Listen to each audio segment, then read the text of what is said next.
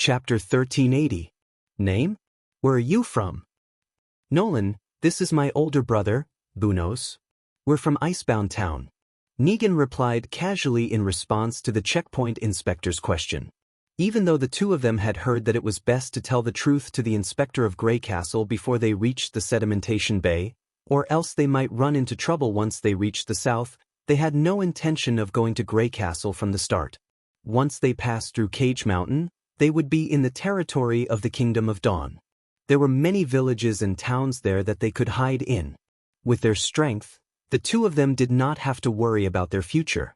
Thus, compared to nobles, they would be less conspicuous if they disguised themselves as commoners. They had even discussed beforehand that they could work as guards or patrols for the Lord. They would have a dignified identity during the day and freedom at night. As long as they guarded the deserted roads, they would not have to worry about not being able to find a lone fugitive. It was the same as what they did in Everwinter. That place is quite far from the sedimentation bay, the inspector said as he recorded. Did the news of the demon's defeat spread so quickly? Among the fugitives, there aren't many northerners like you. Negan was slightly surprised. From the other party's appearance and attire, he was clearly a normal person, and most of the normal people he had seen were only familiar with the place they lived in. The word experienced and knowledgeable had nothing to do with them. But not only did this person from Greycastle know of Icebound Town, he even knew the distance to this unknown town. Is that so? I heard it from a merchant friend. Not long from now, there will probably be more people coming from Everwinter, right? As he answered, he secretly rejoiced that the town they chose was not far from the kingdom of Wolfheart. If it was Snow Reflection Castle in the north of Everwinter, it would probably arouse suspicion. I hope so. The inspector looked at Taros. By the way, can you lift up your brother's scarf? He was scratched by a wild beast before. It's not convenient to show it to others. I'm sorry, but this is the rule. If there are any obvious characteristics, I have to write it down in the report. Negan frowned. Damn it, he's just a watchdog. My brother is an official knight. If they were in the wild, he would definitely pull out this guy's tongue. Well, it's no big deal, Talos said coldly. I just took a look. He lifted his scarf, revealing half of his twisted face. The inspector couldn't help but take a step back, probably because it was too horrifying, and the surrounding people all gasped. Even so, the people of Greycastle persistently completed the record. Then, this is your nameplate. He handed the 2 metal plates to Negan. It's the only proof to exchange for your new identity. Remember not to lose it. Now go to the holding area and wait. This guy was scared. Negan received the nameplate and sneered in his heart. The eldest brother's expression seemed calm, but in fact, he already had the intention to kill. This kind of aura that was tempered through fighting with the sword was not something that a commoner could bear. In addition to his current ferocious appearance, his deterrence increased by several folds. It was already an outstanding performance that the other party did not fall to the ground on his butt. Unfortunately, this was not the place to cause a ruckus. There were soldiers of Greycastle guarding the sentry post, and no matter how powerful they were, it would be difficult for them to evade the invisible crossbows. Let's go. Talos put down his scarf and nodded. Negan pushed through the crowd and took the lead to enter the port. But very quickly, his footsteps slowed down. Brother, they're going to transport everyone away. Talos also noticed the arrangements of the people of Greycastle. Their original plan of getting past the checkpoint and finding a chance to act on their own sounded good, but the other party did not give the refugees the chance to disperse. From the sentry post to the detention area, it was basically surrounded by brightly colored cloth strips. As long as the seemingly scattered refugees followed the cloth strips, they would definitely be led to the dock and board the large ships docked by the shore. Although the cloth did not have any restrictive effects, the patrolling soldiers of Greycastle had them. They were loitering around the streets, and if the two of them crossed the cloth and left the crowd, those fellows would definitely not ignore them. And the biggest difference from what they had imagined was undoubtedly the city itself. The core area of the sedimentation bay was in ruins. Not to mention the residents, not even a single intact house could be found. This not only made it impossible for them to blend in with the locals, It also made it extremely difficult for them to hide their tracks. This was completely different from the Everwinter Kingdom. Even though they were both occupied by the demons, be it Snow Reflection Castle or the other cities, they were all basically intact. Who would have thought that in the south, it would be completely different? What should we do? Negan could not help but reveal a trace of anxiety. Once they boarded the ship, they could only resign themselves to fate. If they headed straight for Grey Castle, wouldn't they have nowhere to escape to? Staying in the same place was obviously not a solution. To the refugees, they all hoped to leave the territory of the demons as soon as possible. If they took a single step forward, they would also be targeted by the patrolling soldiers. You were too impatient, that's why you weren't conferred a title by His Majesty. Talos exhaled. Walk slowly, don't stop. The docks are so big, it's impossible for the people of Grey Castle to be flawless. Just look at their numbers, there are at most 100 of them. As long as we look carefully, we will definitely have a chance to escape. Hearing his brother say this, Negan gradually calmed down. No matter how crazy his elder brother was when he killed, he was as calm as ice when he enjoyed victory. As long as they followed his instructions, there was no obstacle that they could not overcome. After a quarter of an hour, Negan found an opportunity. "Brother, look over there," he exclaimed in a low voice. "Unbelievable." Talos observed for a while and nodded in agreement. "I have to say, the people of Grey Castle are indeed extraordinary when it comes to unorthodox means. They can even transport carriages to such an extent. At a corner of the docks, there were more than 10 four-wheeled carriages. Their size was astonishing, and the goods they carried were not something an ordinary carriage could compare to. The food and other resources that the refugees needed were all provided by them. At least, there were many porters shuttling between the docks and the carriages, transporting bags of goods to the ships.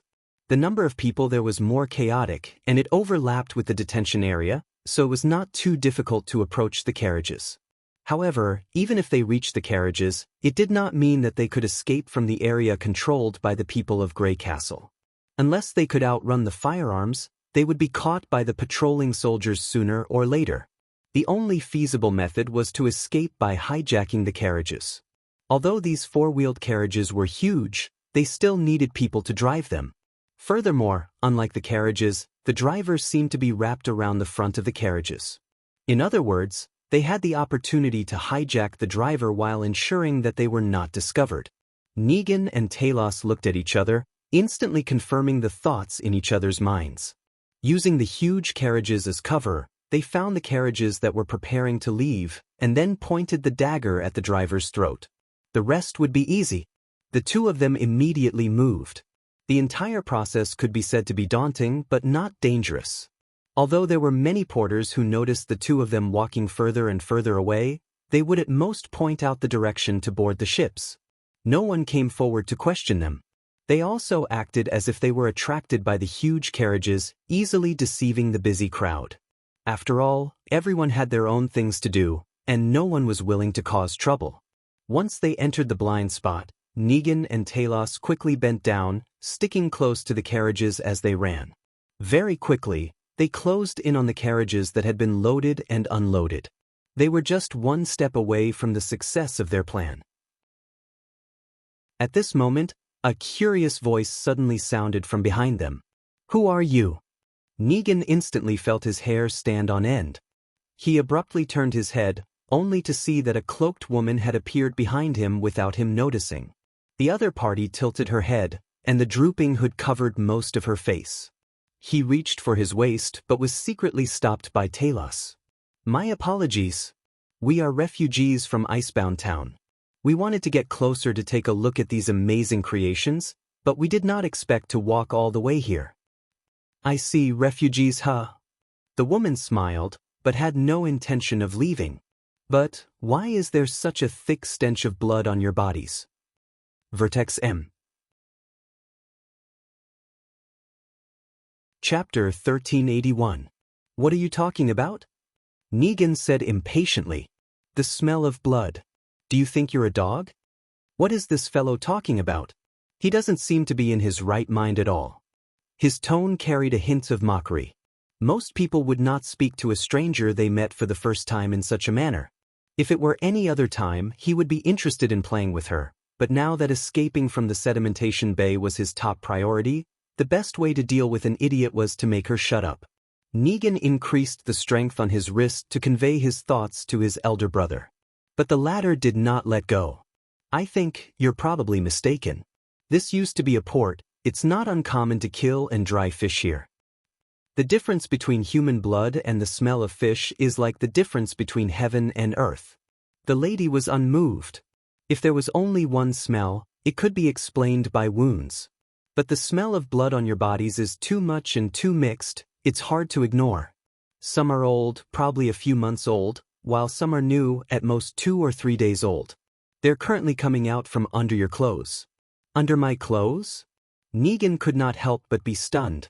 To most knight, a set of light and sturdy armor was the most precious asset. If carefully maintained, it could be passed down for many generations. It was the same for the Murray family. They had abandoned the desolate land of Everwinter, but they did not abandon their armor and weapons. In order not to be noticed, the two of them wore large coats and robes. Since it was winter, it was not unusual for them to wear thick clothing. Only when it was time to kill for fun would they go into battle lightly. Other than being more agile, they did not have to worry about blood staining their clothes. After the battle, they only needed to wipe the blood off their armor, and the grease that soaked the armor could also maintain it. But this should not have been discovered by anyone, so how did the other party know? Could it be that she really sniffed it out? Negan's heart was suddenly filled with unease. At the same time, the hand that was pressing down on him suddenly loosened. All he saw was a flash before his eyes, and Talos' figure had already rushed in front of the lady. His elder brother did not draw his weapon. For someone who had trained for a long time, fists, palms, and joints were enough to kill.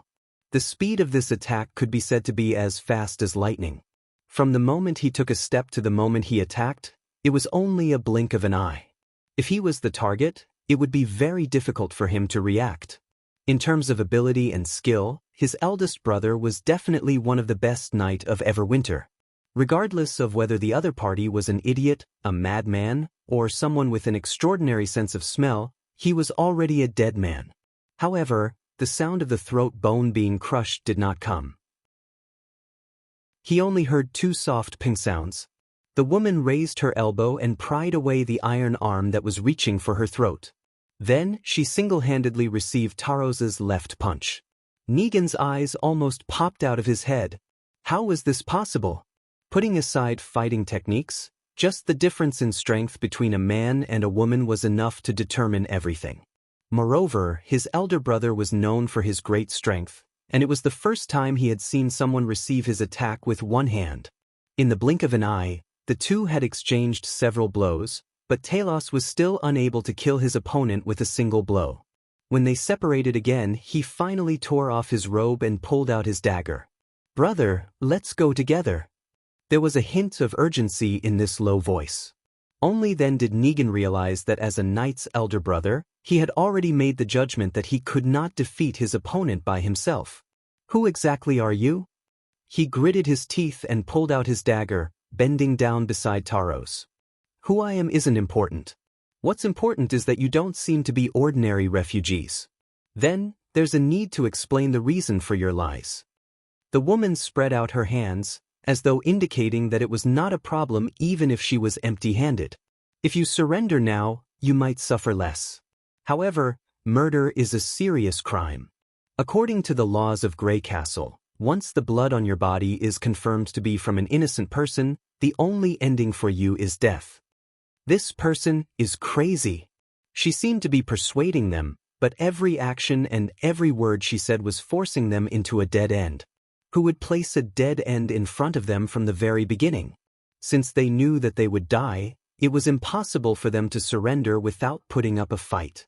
In other words, the other party was forcing them to make a move. There was no point in saying anything more. When Taros stabbed forward with his dagger, Negan followed closely behind, suppressing the woman's space to evade. At the same time, it was to prevent her from turning around and escaping. However, the other party did not seem to have any intention of escaping. Not only that, she did not even attempt to shout for help. She leaped forward and engaged them in combat. Only after experiencing it personally did Negan understand how terrifying the other party was. Every strike of hers was heavy and powerful, requiring the strength of one's entire body to resist. Even if it was a seemingly light block, one had to firmly grasp the handle of the dagger, or else the weapon would be easily knocked away. He could not imagine how the other party's body could contain such frightening strength. "Don't hold back, she doesn't pose a threat to us." Taro's low roar jolted Negan back to his senses. That's right, they were wearing armor, and the other party did not have any sharp blades in her hands. There was no need to use conventional methods. Even if he took 1 or 2 punches, it would not be a big deal. Exchanging injuries for injuries would only be beneficial to them. He threw the dagger at the woman, and after being easily dodged, he opened his arms and pounced towards the target. Under normal circumstances, this would undoubtedly be suicidal. But with just her fists and legs, what could she do to him? Following that, an intense pain exploded on Negan's face. He felt his nose sinking into his bones, and his throat was filled with the taste of rust. His vision suddenly became blurry. "Damn it, it hurts, but you're finished." He gritted his teeth and used all his strength to close his arms. The range was far larger than the dagger, and if he was hugged, he would definitely die. If he wanted to dodge, he would have to destroy his current defensive stance, and in the process, he would definitely reveal a flaw. He believed that his brother would definitely grasp this opportunity. Indeed, due to the excessive movement of dodging, the woman's entire body collapsed.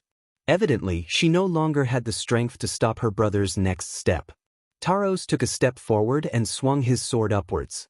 A gray light slashed diagonally into the woman's head.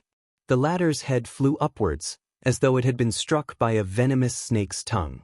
Before he had the time to heave a sigh of relief, the woman who had fallen backwards did not scream out as he had expected, nor did she fall to the ground with her hands covering her face. Instead, she used the momentum of her body to kick out twice, sending him and Taros flying. Negan even felt that it was not a kick, but a battering ram. With a loud bang, he crashed into the 4-wheeled vehicle behind him. The armor on his body was unable to withstand the pincer attack, and the force that entered his body caused him to spit out a mouthful of blood.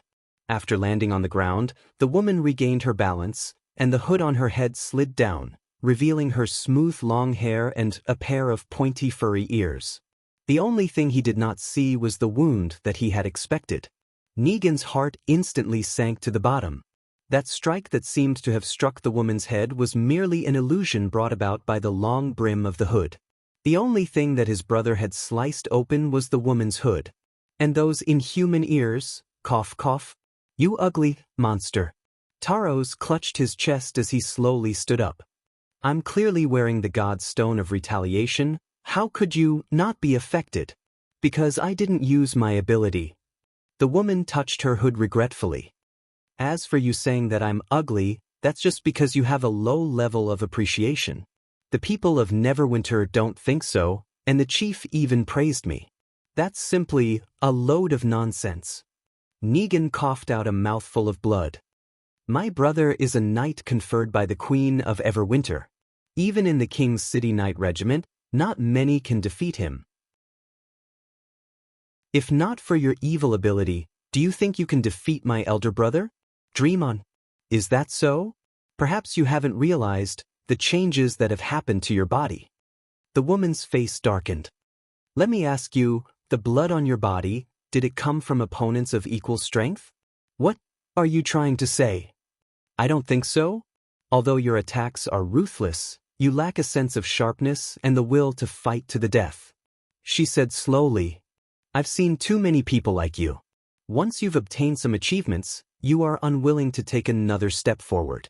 You only dare to turn around and bully the weak in order to maintain your position. Over time, this spirit will seep into your bones and be remembered by your body.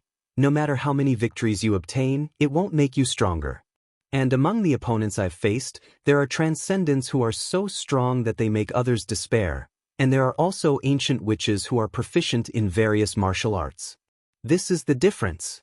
Perhaps you guys did possess extraordinary strength in the past, but now. She paused. You can no longer be considered powerful. Vertex M. Chapter 1382. They were the weaklings? When this thought appeared, Negan was completely stunned on the spot. He subconsciously thought that it was nonsense, but reality mercilessly reminded him that even with weapons in hand and 2 against 1, it was impossible to defeat the other party. They hated Roland Wimbledon, hated the people of Grey Castle, and hated firearms even more. It was precisely because of these unreasonable things that allowed a lowly commoner to threaten the knight who had trained hard for more than a decade. Those lowly commoners should have prostrated at their feet and relied on their protection to survive. This was the tradition that had lasted for thousands of years, the order that the world recognized. If firearms did not exist, his brother and he would still be the invincible warriors of the past. But not only did the woman in front of him not use firearms, she did not even have a weapon. They had lost to her in the aspect that they were most confident in. This inconceivable truth and belief collided, causing him to be momentarily dazed. As expected of a witch, she's best at deceiving people with lies. Using strength to win? Don't make me laugh. Talos took 2 deep breaths. You merely used the power of impurity to pollute my god's stone. Cough cough. If the Church of Hermes was still around, how would you dare to show yourselves here? Other than the tradition-defying king of Grey Castle, you are the ones who should go to hell. Bullshit. A man's voice suddenly cut in from the front of the carriage. I am a member of the church. I have driven dozens of witches, if not hundreds. Not only did they show themselves, they even praised my driving. Furthermore, the past and present leaders of the church are all witches, and you're talking to me about tradition? This is the F***king tradition. Negan and Talos could not help but look at each other. This was obviously the coachman speaking. There was always a way out. They had to kidnap the coachman and leave this place first. Only then would they have the chance to take revenge. As long as there was someone to stall the she-wolf, it would be fine. Comparing the strength of the 2, it was naturally better for the stronger brother to do the job. But before Negan could speak, Talos suddenly grabbed him and threw him towards the she-wolf with a loud shout. Bro! He watched in disbelief as the man turned around and ran towards the front of the car, leaving behind only a silhouette that quickly left. The woman mercilessly slapped him to the ground, and then kicked his head. The hammer-like blow made his vision go black, and he quickly lost consciousness. Just as his thoughts of shock and despair were interrupted, he vaguely heard a whisper coming from above his head. The people over there aren't people you can deal with. The distance of more than 10 steps was covered in the blink of an eye. Just as Taros was about to reach the driver's seat, a figure suddenly walked out from behind the car. That person was also a woman, wearing a dark gray uniform. Just as they had observed earlier, she was dressed like a 4-wheeled carriage driver. So there were 2 coachmen for each carriage. This person couldn't possibly be a witch, right? Since he was just an ordinary person, 1 or 2 of them wouldn't make a difference. Or rather, it would be enough to have 1 driver for him. Compared to the man who shouted, the woman was obviously easier to control. Taros intended to capture him first before stabbing the guy who dared to refute him. As for the iron rod in the female coachman's hand, he didn't even put it in his eyes. Reaching out to pull off his scarf, he roared at the other party. As he ran, he raised his dagger, intending to intimidate the woman before pressing the dagger against her neck to threaten her into submission. But what surprised Taros was that the other party's expression was as calm as water, without a single ripple, as though she had turned a blind eye to his ferocious appearance. And what surprised him even more was what happened next. The female coachman's body tilted slightly, her hands holding the iron rod above her head. It was obviously a chopping stance. This person actually knows swordsmanship? Just as the thought popped up in his mind, the other party had already taken a step forward and swung the iron rod in her hand. Damn it!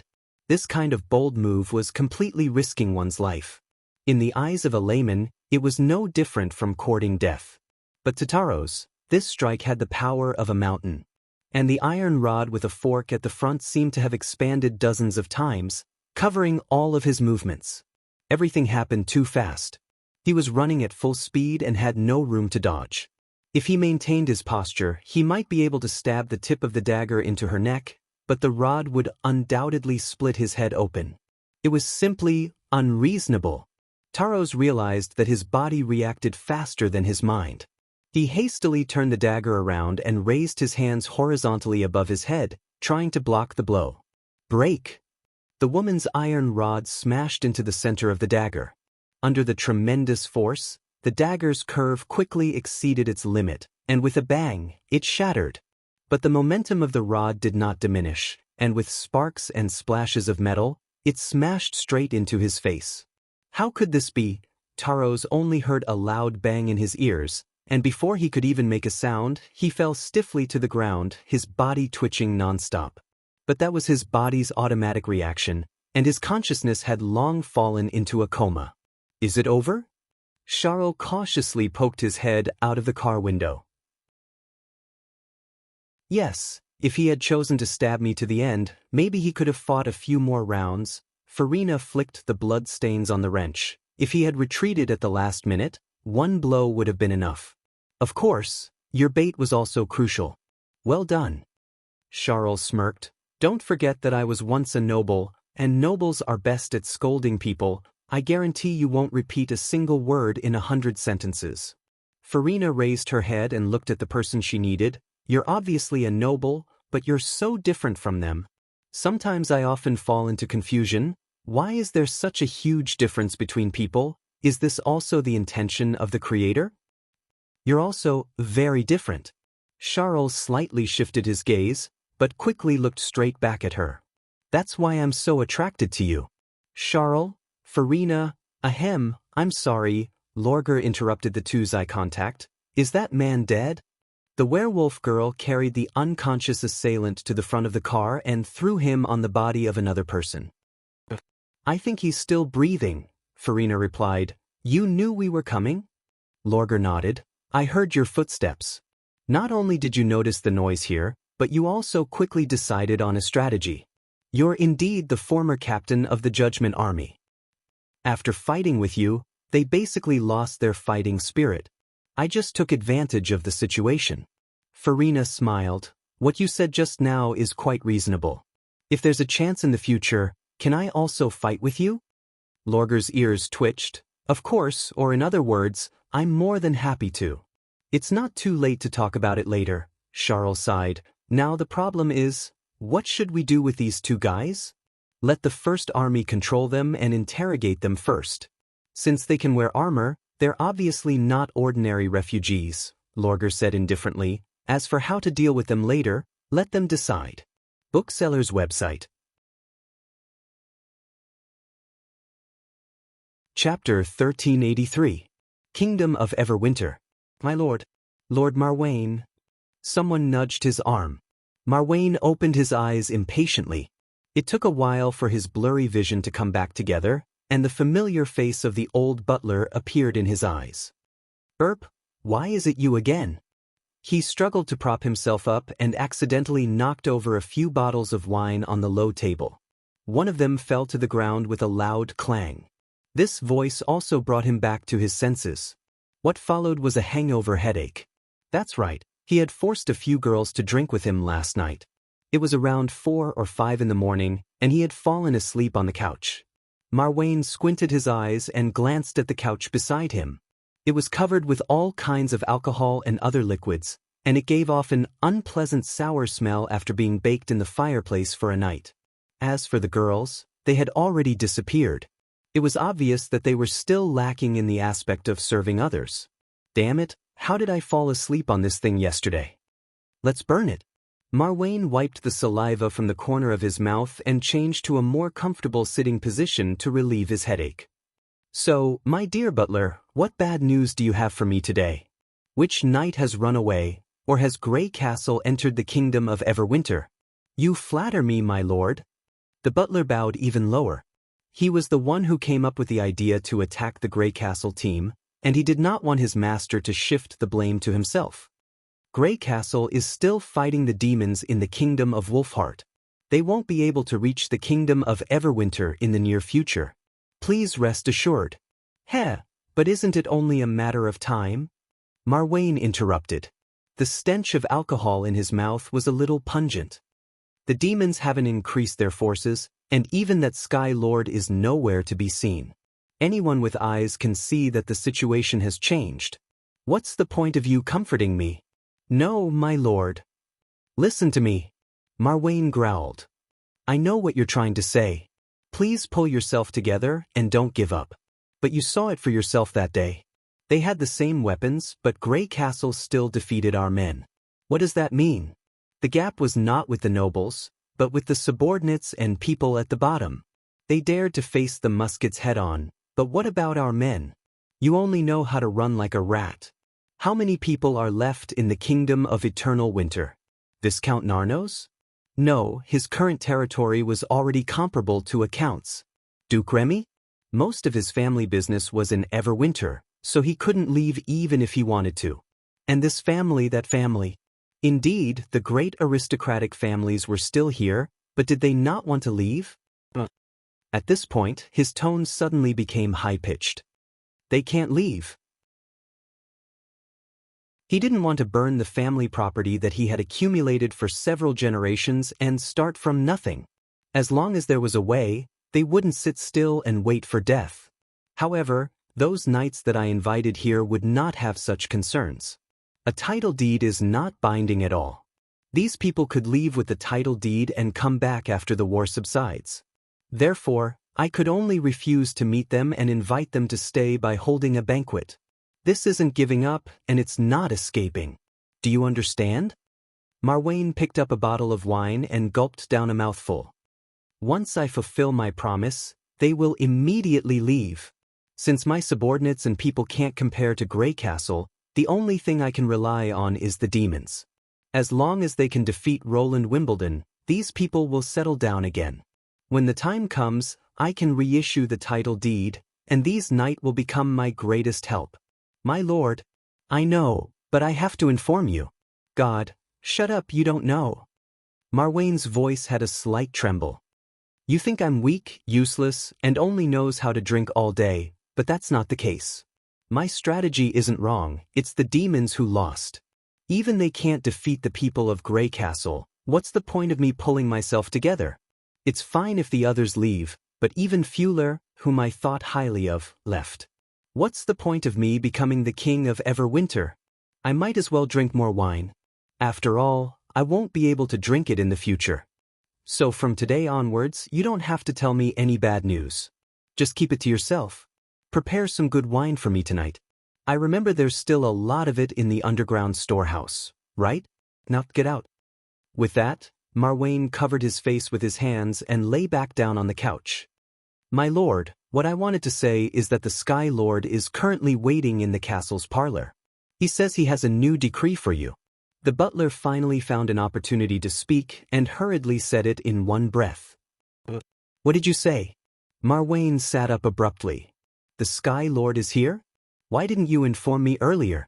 Prepare a basin of hot water for me, I'll go over after I wash my face. There's no need. Suddenly, a deep voice came from the door. The two of them were stunned and turned to look, only to see a tall, blue-skinned figure pushing open the door and striding in. It was Hacksword. He scanned the messy furnishings and empty wine bottles in the room and revealed an undisguised look of contempt. I thought you were tied up by something important, but it seems like I've wronged you. Why, do you think the outcome of this war has been decided? Damn it, he heard me complaining. Marwain hurriedly knelt down on one knee and even wanted to slap himself. No, my lord, I'm just, considering your level of knowledge, I can forgive you this time. But don't do it again, or else I'll pull out your tongue. Hacksword said coldly, the enemy's performance in the early stages has indeed exceeded our expectations, but that's only in the early stages. In fact, their good days have already come to an end. Not only the kingdom of Wolfheart, but the kingdom of Dawn and Grey Castle will soon be engulfed in the flames of war. This is the fate of those who resist. Your Excellency, may I ask, is this true? Marwain asked doubtfully. He had originally thought that the Everwinter continent was doomed, and he wanted to seek shelter from the Grand Lord. However, from what the other party had said, the situation wasn't too bad. At the very least, it wasn't to the point of no return. Since they also thought that Grey Castle was weak, the credibility of Haxord's words was questionable. Haxord sneered. "It's understandable that you have doubts, but after you witness the power of my race, I believe you'll understand the weight of my words." With that, he raised his hand and opened a door that emitted a strange purple light. "Follow me." Marwain swallowed his saliva and braced himself to enter the door. On the other side of the door was another hall. He was surprised to see many familiar faces, such as Narnos and Remy. Clearly, the Sky Lord had gathered most of the nobles in the kingdom of Everwinter.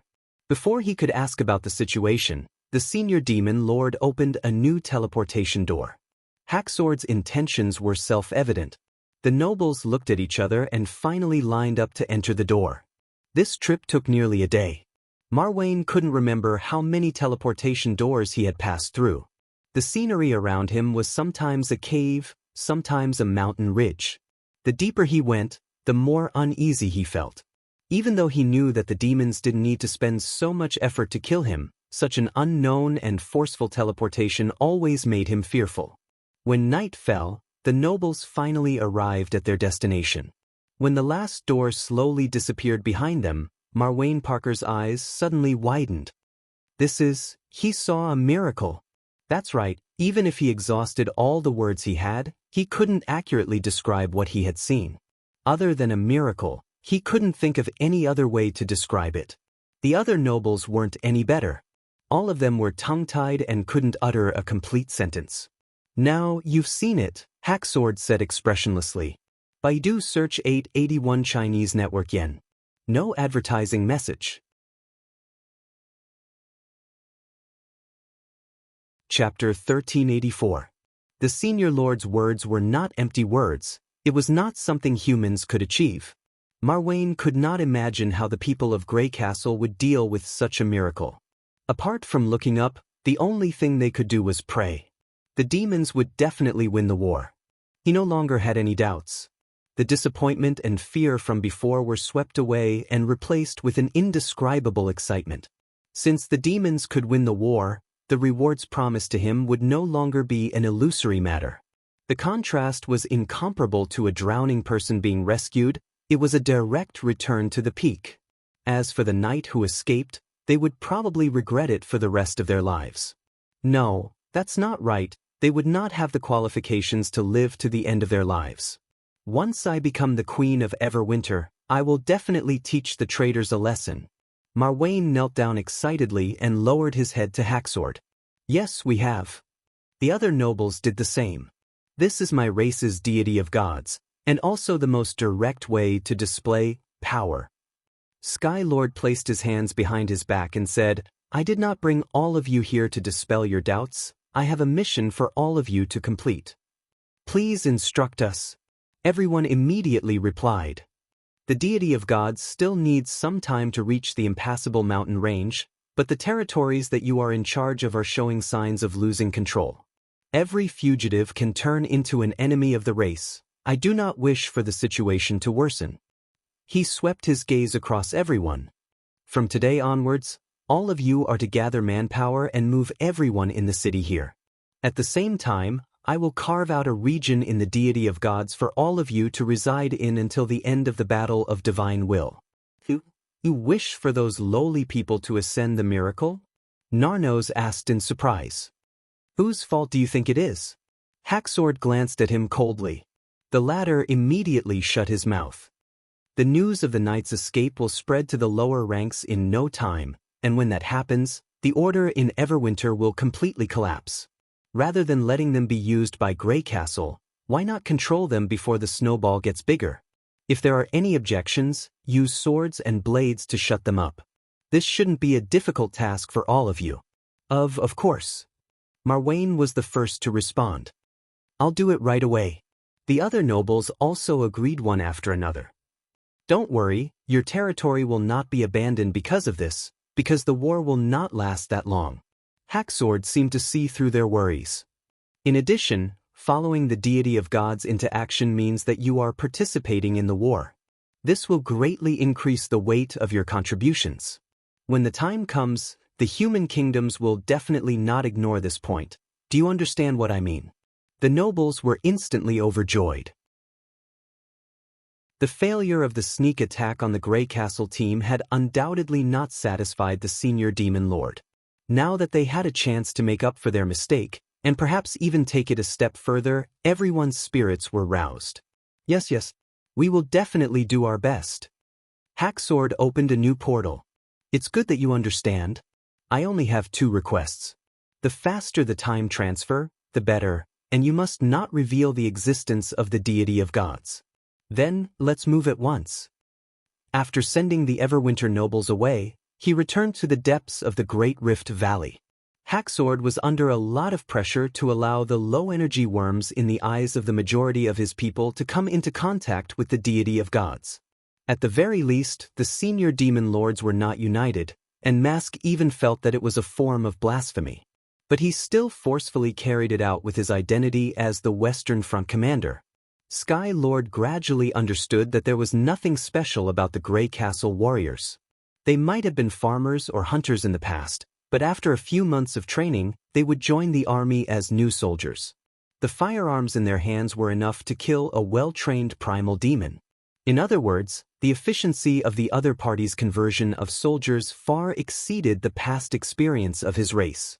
Even the symbiotic demons that Mask was so proud of were unable to achieve such an astonishing conversion speed.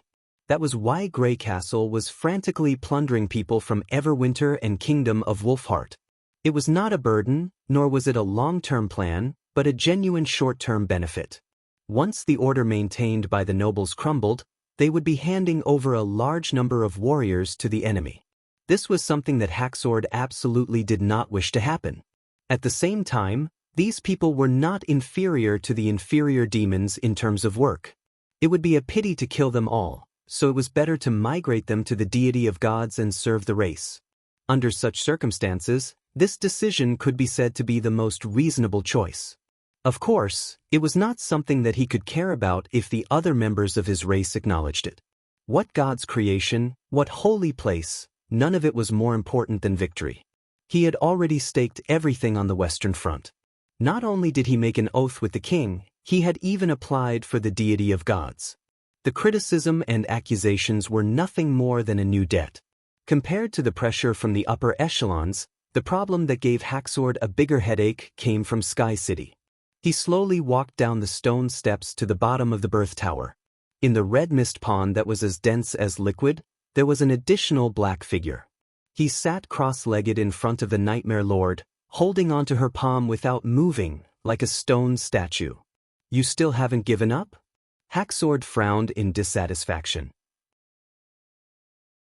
If I could find traces of her through the realm of mind, I would have done so a long time ago. He did not know what kind of bad luck he had encountered, or why every one of his comrades was so unreliable. This person was Silent Disaster, who had come to reinforce the Western Front. Just like its name, it wore a set of airtight armor most of the time and rarely showed its true face. It basically didn't open its mouth either, so no one knew what was going on in its head. But he was different from Mask and the other senior lords. His individual strength was outstanding among the senior lords, so Sky Lord could not be too harsh on him. If it were anyone else, Sky Lord would have already started cursing. After all, it was not easy for reinforcements to arrive. But the moment they arrived at Sky City, they did not ask about the battle situation or understand the enemy's situation. Instead, they ran straight to the Red Mist Pond and accompanied the Nightmare Lord's body. Everyone knew that once one got lost in the realm of mind, it was impossible to return to the starting point. In the vast sea, there were ocean currents and the sun and stars to guide them, but in the realm of mind, there was nothing. It was always chaotic, and the torrents at the bottom were like storms. It was extremely difficult to maintain oneself, not to mention the constant erosion of other consciousnesses. The Nightmare Lord had been lost for several months. Even if it could be found, it would definitely not be the it from before.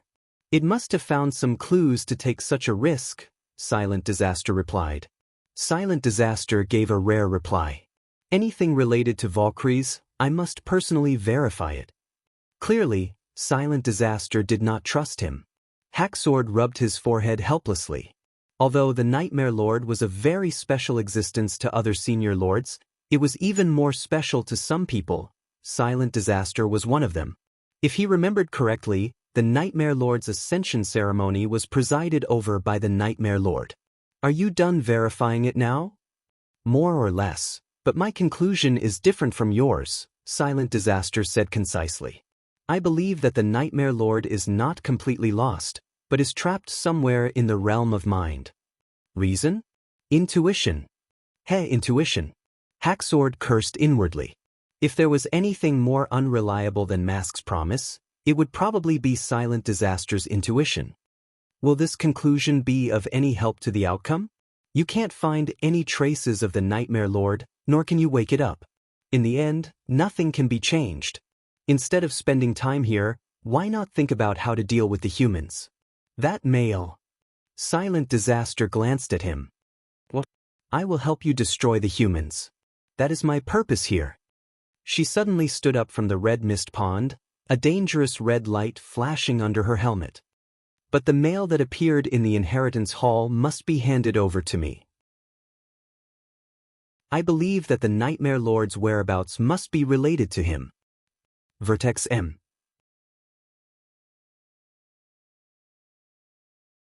Chapter 1385. 5 days later, while transporting the goods, Farina and Joe received a message from the liaison officer of the First Army. The commander-in-chief of the army, Iron Axe, wanted to see them. They went all the way to the Cage Mountain command post. When they entered the conference room, Farina found that there was more than one person in the room. Judging from the badges on their shoulders, they were all high-ranking officials of the First Army. Joe swallowed nervously. Farina looked calm and saluted them. Farina, member of the Number 2 Transport Unit Number 1, reporting for duty. Iron Axe and the other officers returned the salute with a smile, without putting on airs. She couldn't help but feel slightly surprised. The style of the Church of Hermes had made her used to ignoring the social gap and dealing with things straightforwardly. She did not expect that the high-ranking military officials of Grey Castle were the same, or even worse. She was calm because she had a clear conscience, but it did not mean that she had forgotten that she was once a criminal of the Judgment Army of the Church. It was not surprising that she was slighted. However, the crowd did not show any signs of contempt. Even the Church could not be so friendly to non-believers. May I know why you called me here?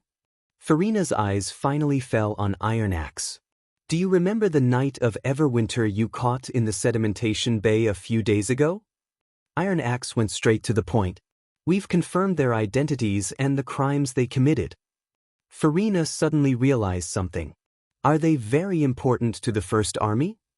Yes and no, Iron Axe said slowly. Iron Axe said slowly, for the whole war situation, they are not worth mentioning at all, but for those who sacrificed their lives for this war, their capture means that the criminals will not be able to escape punishment after all. In this way, we can finally comfort those who sacrificed themselves. Then Farina heard a story about blood-stained intelligence. At first, the news of the intruders did not attract the attention of the higher-ups. After all, there were 3 or 4 fugitives who tried to bluff their way through every day. They were either minor nobles or wealthy merchants, and their reasons for escaping were that they had committed crimes or were afraid of being plundered. According to Lorger's report, the 2 Everwinter Knight clearly belonged to the former category. However, due to the complex and strong smell of blood, the interrogators were more meticulous in their investigation. After a series of psychological games and forced them to confess, the younger brother was the first to succumb. He confessed everything they had done. A few months ago, the 2 brothers were ordered by the Liege to capture fugitives near the city. However, because the eldest brother had a grudge against the people of Grey Castle, he bore a grudge against them and turned the capture into a hunt. If it was just a normal murder case, the punishment would be nothing more than a death sentence or a lifetime of mining. However, the hunting of fugitives incident made the higher-ups in charge of approval and filing pay attention to it. In the end, the case was handed over to the Intelligence Department and investigated by Hill Fox. However, there were two biggest blind spots in this case. First, the First Army still did not know who the sender of the intelligence was. They only knew that the deceased was from black money. Secondly, considering the other party's casualness in killing, even if it was related to the blood-stained information, the two of them might not be able to recognize it. In other words, even if Nightingale was present, she would not be able to determine the relationship between the two parties through the authenticity of their words. The only breakthrough seemed to be the smell of blood that the wolf girl had mentioned. Unfortunately, Lorger could only confirm the variety of blood types. It was difficult for her to accurately identify a smell that was too old. After all, her sense of smell was just an additional benefit of her ability to transform. Although she was not affected by the God's Stone, she could not surpass the limits of her physiological structure. The final decision was made by the assistants sent by the Witch Union, Vanilla and Broken Sword. With the help of Broken Sword's ability, Vanilla found the same pheromone on Talos Murray's leg armor as the bloodstain on the secret letter. Even though it was only a small amount, it was already conclusive evidence. If the two of them had never met, how could they be infected with the same pheromone? Therefore, the Murray brothers must be the murderers of the sender of the intelligence. So there are such people among the civilians. After listening to Iron Axe's explanation, Joe could not help but sigh. Currently, the kingdom of Everwinter is still occupied by demons, so we can't publicize him like other heroic cases. But history will not forget people like him. Iron Axe sighed and said, "You are the main contributors to the arrest of the murderer, but you are not part of the army.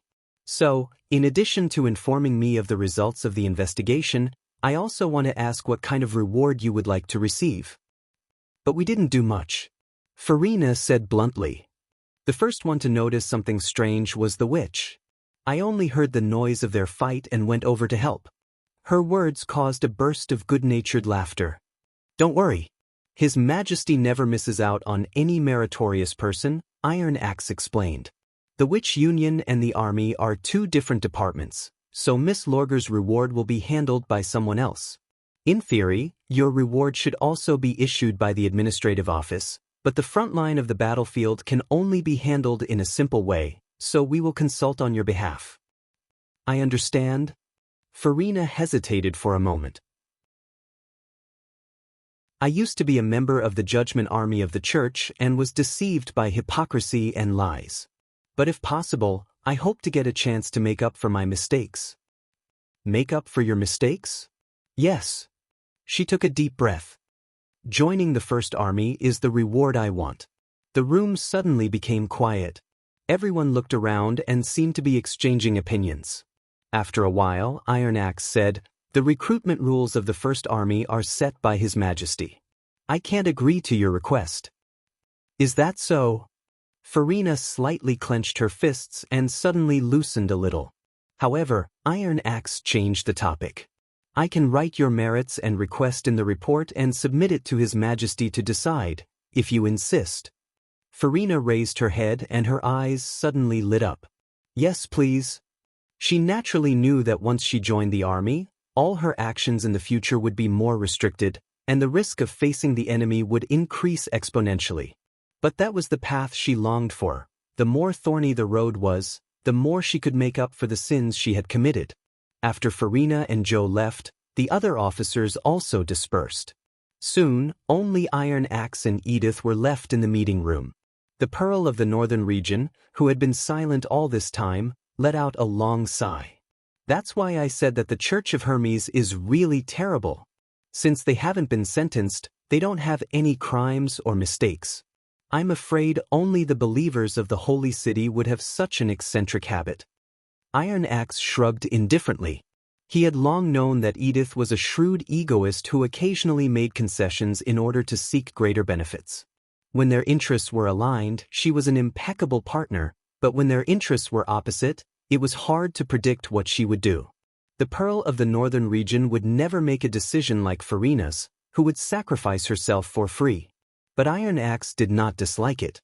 Compared with those stupid, arrogant, or greedy egoists, The former could at least distinguish their real goals and would not do stupid things because of a moment of short-sightedness. So, how do you think we should deal with the two criminals? Iron Axe brought the topic back to business. In his reply to this matter, His Majesty had mentioned that, if the case is proved to be committed by the Everwinter Knight, he will have full authority to decide. According to the past practice, the two basically had to go to the gallows since they were responsible for nearly 100 people's lives. If it's just hanging, I think His Majesty doesn't need to specially remind us. Edith showed a hint of a sneer. And don't you think it's too easy for them to be sent to the afterlife? You have an idea? Since it can't be used as promotional material, it's better to give it to Black Money as a gift.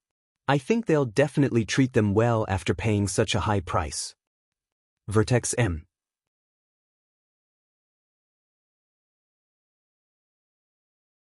Chapter 1386.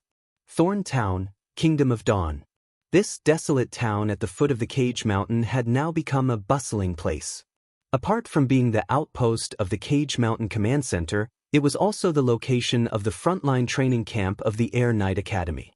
To meet the huge expenses of the Air Knight Academy, the engineering team built several wide hardened cement roads that connected to the north-south artery and reached the northernmost port of the Kingdom of Dawn. The large amount of resources naturally attracted the attention of the merchants in the Kingdom of Dawn. After losing the trade routes between the Kingdom of Wolfheart and the Kingdom of Everwinter, Grey Castle became their biggest hope of making profits. It provided services ranging from freight to wine. With business opportunities came people. In just a year, the size of the town had expanded several times. Taverns and hotels that could only be seen in big cities in the past sprung up like mushrooms after a spring rain, and they spread around the center of the town in a disorderly manner. Tilly, who often flew across the sky, felt this change the most. Before the snow fell, if one looked down from the sky, one could clearly see the outline and composition of the town. The dullest color was the houses of the Aborigines. After decades of exposure to the wind and sun, the tiles on the roofs were mottled with dark brown and turquoise. There were not many of them, and they still maintained the original appearance of Thorn Town. However, the colors on the periphery suddenly changed. Some of the new houses were built of wood, some of them were built of stone, and some of them were even built of cement. Apparently, after Grey Castle spread the calcination technology to the Kingdom of Dawn, some nobles and merchants had begun to try to use this new building material. The snowfall brought by the months of demons had weakened the difference between the old and new areas, but people could still recognize the general changes in the town from the messy layout of the latter.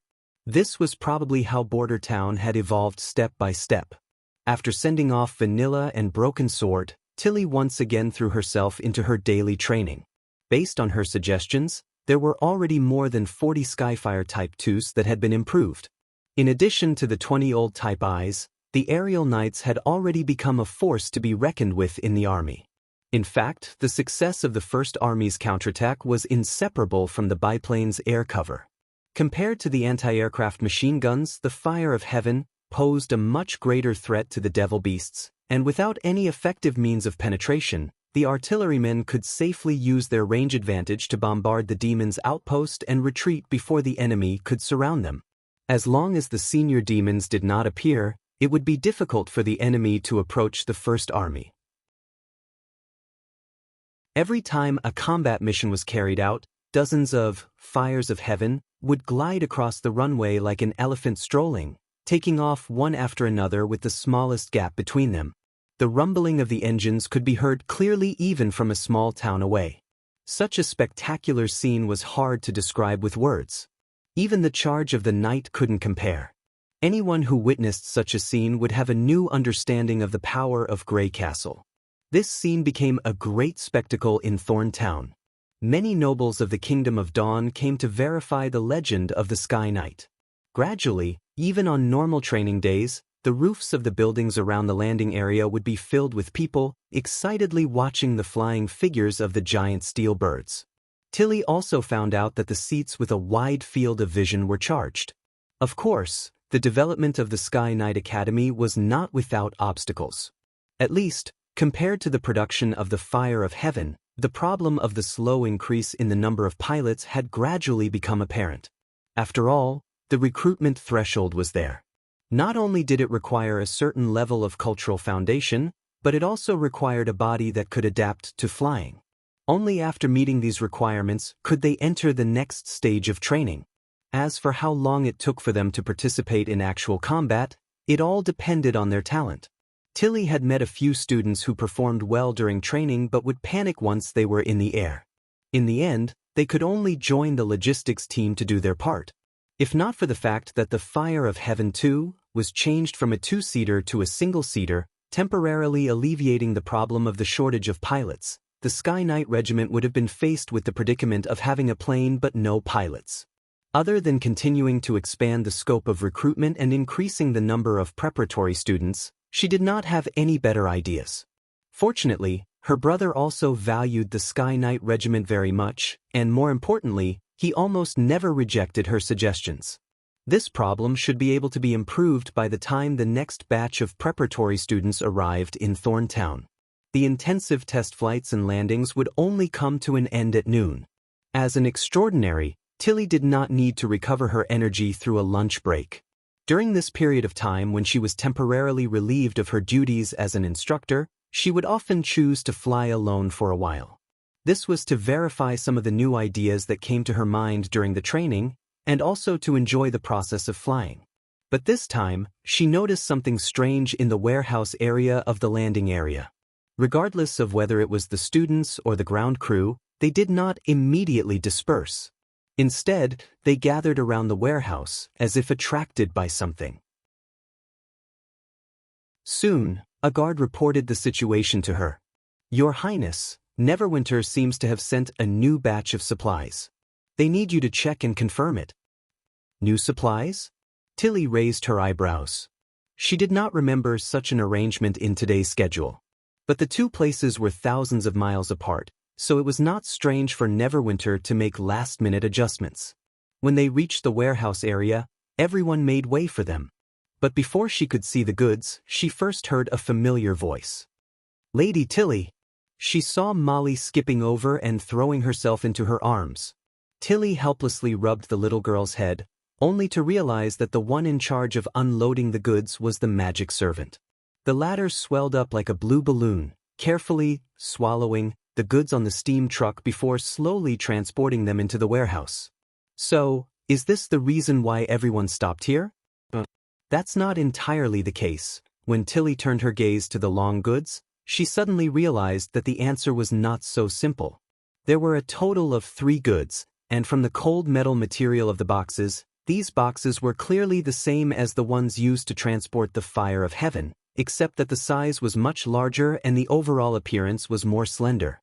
Moreover, the 2 sides of the boxes were painted with bright red cloud patterns, like a pair of opened wings.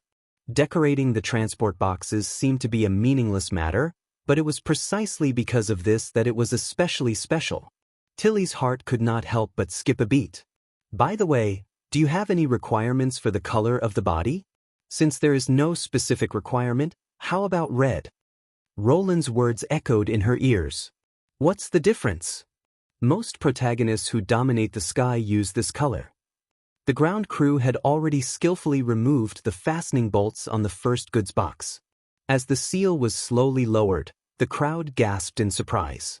A body that had never been seen before appeared in front of everyone. Vertex M.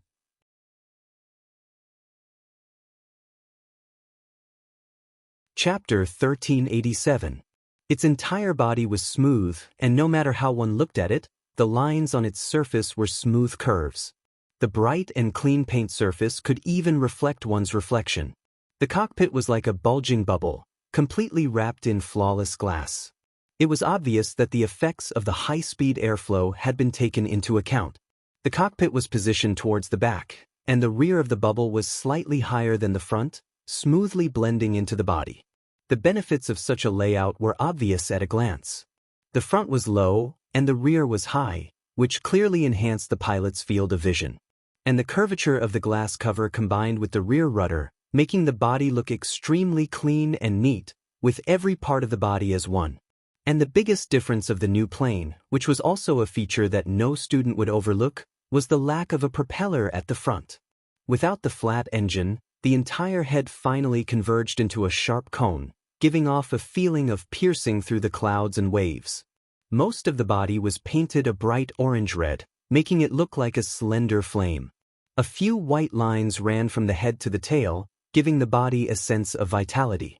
Even a layman who knew nothing about flying could feel the elegance and beauty of its outline. At first sight of the new plane, Tilly discovered that she had fallen deeply in love with it. But, without a propeller, how would the plane fly? It was not only Tilly, but most of the people present had the same thought. It was only after the other two boxes were opened that the question was answered. The second box contained the wings and tail. From the number of parts, it only had one pair of wings, unlike the fire of heaven which had a pair of wings. There were two symmetrical ports at the bottom of the wings, obviously reserved for other large parts. The last crate contained two engines. But if it was just an engine, its size was a little too big. Compared to the fire of heaven, it was more like an integrated body that could be replaced at any time. The attentive Tilly had already noticed that its surface was painted the same red as the body. There were many inspection holes on it, and the holes at the bottom of the propeller shaft were impressively installed with black weapons. Thinking of the ports on the wings, the general appearance of the new plane gradually appeared in her mind. The fuselage no longer carried the power system, and the slender single wing was located under the fuselage, further reducing the drag. The two engines were distributed on both sides of the wing, giving the aircraft double the thrust. She couldn't wait to board it and experience it for herself. By the way, Molly rummaged in her pocket and took out a letter. His Majesty sent this along with the goods. The envelope clearly states that it must be opened by you personally. Tilly took out the letter and opened it. My dear sister, this is the gift I promised. I hope it will satisfy you. The detailed introduction and specific parameters are all in the instruction manual in the cockpit, but I think you most likely won't read it carefully. Instead, you'll rush straight to the topic. If it can fly now, you will probably read this letter after it has flown. That is why I sent it to the Kingdom of Dawn. At least you'll have time to read the manual while the workers assemble. After all, it has a completely different structure and characteristics from the fire of heaven. Even if you are an extraordinaire, there is no harm in understanding it before taking off. What? Tilly pouted awkwardly. Was she that easy to understand? What did His Majesty say? I want to read it too. Molly moved her head closer. She hurriedly turned her body to block Molly's line of sight. It's all nonsense. It's fine if you don't read it. Do you want some chaos drinks? Yes. Go to my office and get it. Tilly pointed with her finger, and Molly immediately ran in the direction Tilly had pointed at. She let out a light sigh and shifted her gaze back to the letter. Also, it's about the name of this aircraft. I wanted to use the previous name of the unicorn, but I felt that it was lacking something compared to the red lightning that dominated the sky. So, I decided to change it to a new name. It was a term that Tilly had never seen before. Without a doubt, it was coined by Roland. She tried to read it. Phoenix. Where I come from, the phoenix is a type of divine bird. It is always related to fire and matches the color red. Of course, most importantly, it is said that the phoenix is immortal and will form a golden cocoon every 4,600 days. After 4,600 days, it will break out of the cocoon and be reborn. This is what I want to say as well. No matter what enemies we face, I hope that you can return alive. Just like the phoenix. Just like the phoenix. I will bring back ashes for you, so you have to keep your promise. We agreed on it, didn't we? For some reason, Tilly suddenly felt her eyes turning sore. She blinked her eyes hard, resisted the surge of warmth, and took a deep breath. The phoenix is immortal. She muttered in a voice that only she could hear. Not a bad name. I will accept this gift, brother. Your Highness? The guard asked curiously. It's nothing. Tilly raised her hand. Inform the ground crew to install the Phoenix as soon as possible. I can't wait for the test flight. 3 days later, the newly assembled plane drove out of the hangar and slowly glided onto the runway. "This is the special plane you mentioned? It looks pretty good." Lightning's voice came from the sigil of listening. Tilly raised her head. Through the glass cover, she could clearly see the exploration duo circling in the sky. As it was the first flight of the Phoenix, she had specially called for Lightning and Maggie to prevent any accidents. It had to be said that the interior design of the plane was much more outstanding than the exterior. When she sat in the cockpit, she even had the misconception that it was not a pure war machine. For example, the seat was thicker and softer, and she would not feel her back aching after driving for a long period of time. The various lever and buttons had control feedback, making it easier to use. There was also a slot specially reserved for the sigil of listening, allowing her to easily converse with multiple users even in battle. Compared to the Unicorn, it was more like a plane specially designed for her. "Do you want to compete to see who can fly faster?" Tilly replied with a smile. "Forget it. The previous Fire of Heaven couldn't even compare to Maggie's petrol form, let alone me." Lightning's tone revealed an undisguised pride. "Am I right?" "That's right. You can't even beat me, Koo.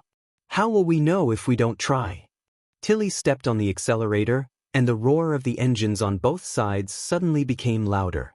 Compared to the slow acceleration of the Fire of Heaven, the Phoenix's fuselage was so light that it seemed weightless.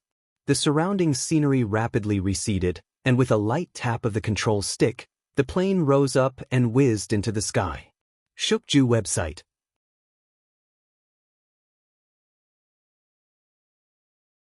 Chapter 1388. After crossing the Cage Mountain, the trio turned west and headed towards the impassable mountain range. In less than half an hour, Maggie was the first to be defeated. At an altitude of 1,500 meters, the Phoenix easily flew at a speed of 400 kilometers per hour with its two engines. Although Maggie's petrol form could also reach this speed, she could only maintain it for a short while. Against the tireless 14-cylinder engine, it was only a matter of time before she was left behind. "How is it?" Tilly covered her mouth. I can still fly." Chirp. On the other side, Maggie was already gasping for breath. "You've done your best. Let me do the rest." Lightning pulled her partner, who was unwilling to admit defeat, into her arms and took over the second stage of the competition.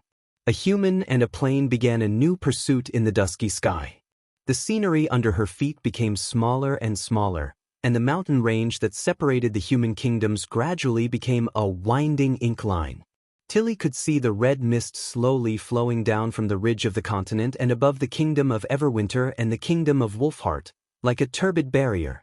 The land within the barrier was undoubtedly filled with scarlet, but as long as they could soar into the sky, they would be able to see the true appearance of the world. "Is this your limit?" Lightning's voice sounded.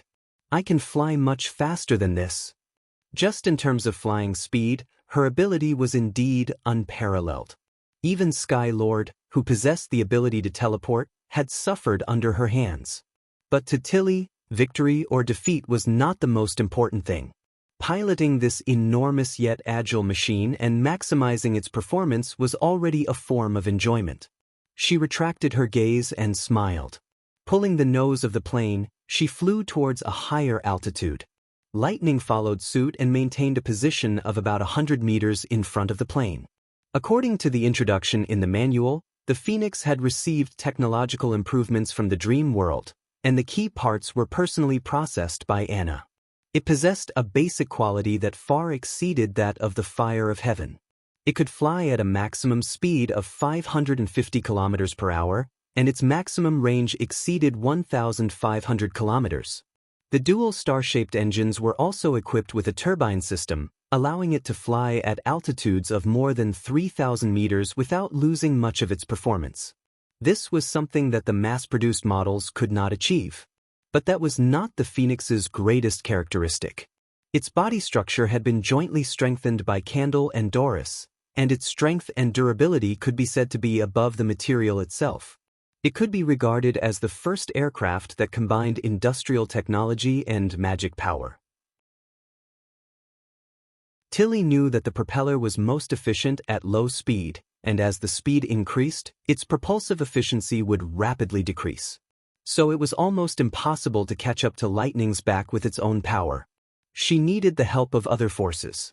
After rising to a high altitude, Tilly pushed the accelerator to the maximum and pressed down hard on the joystick. The engine immediately let out a loud roar. The Phoenix made a sharp turn and entered a dive. To ensure that she was always at the front, Lightning adjusted her direction and rapidly descended. But to prevent any mutual influence, she pulled the horizontal distance to about 1 kilometer, while maintaining a vertical distance of 100 meters. At this height and speed, the light membrane of magic power was extremely obvious. Dazzling ripples formed a protective layer around her, preventing her from being affected by the cold winds and low pressure. There was no doubt that Lightning's magic power consumption in this state was much greater than when she was flying normally. During the ability test, Roland had mentioned that the reason why Lightning could not fly at supersonic speed for long periods of time was not because of the large amount of magic power required to fly, but because the consumption of magic power would greatly increase when the body was in an extremely short environment. Thus, she would rarely enter supersonic speed during her patrols. To a witch, casually exhausting her magic power was an extremely dangerous matter.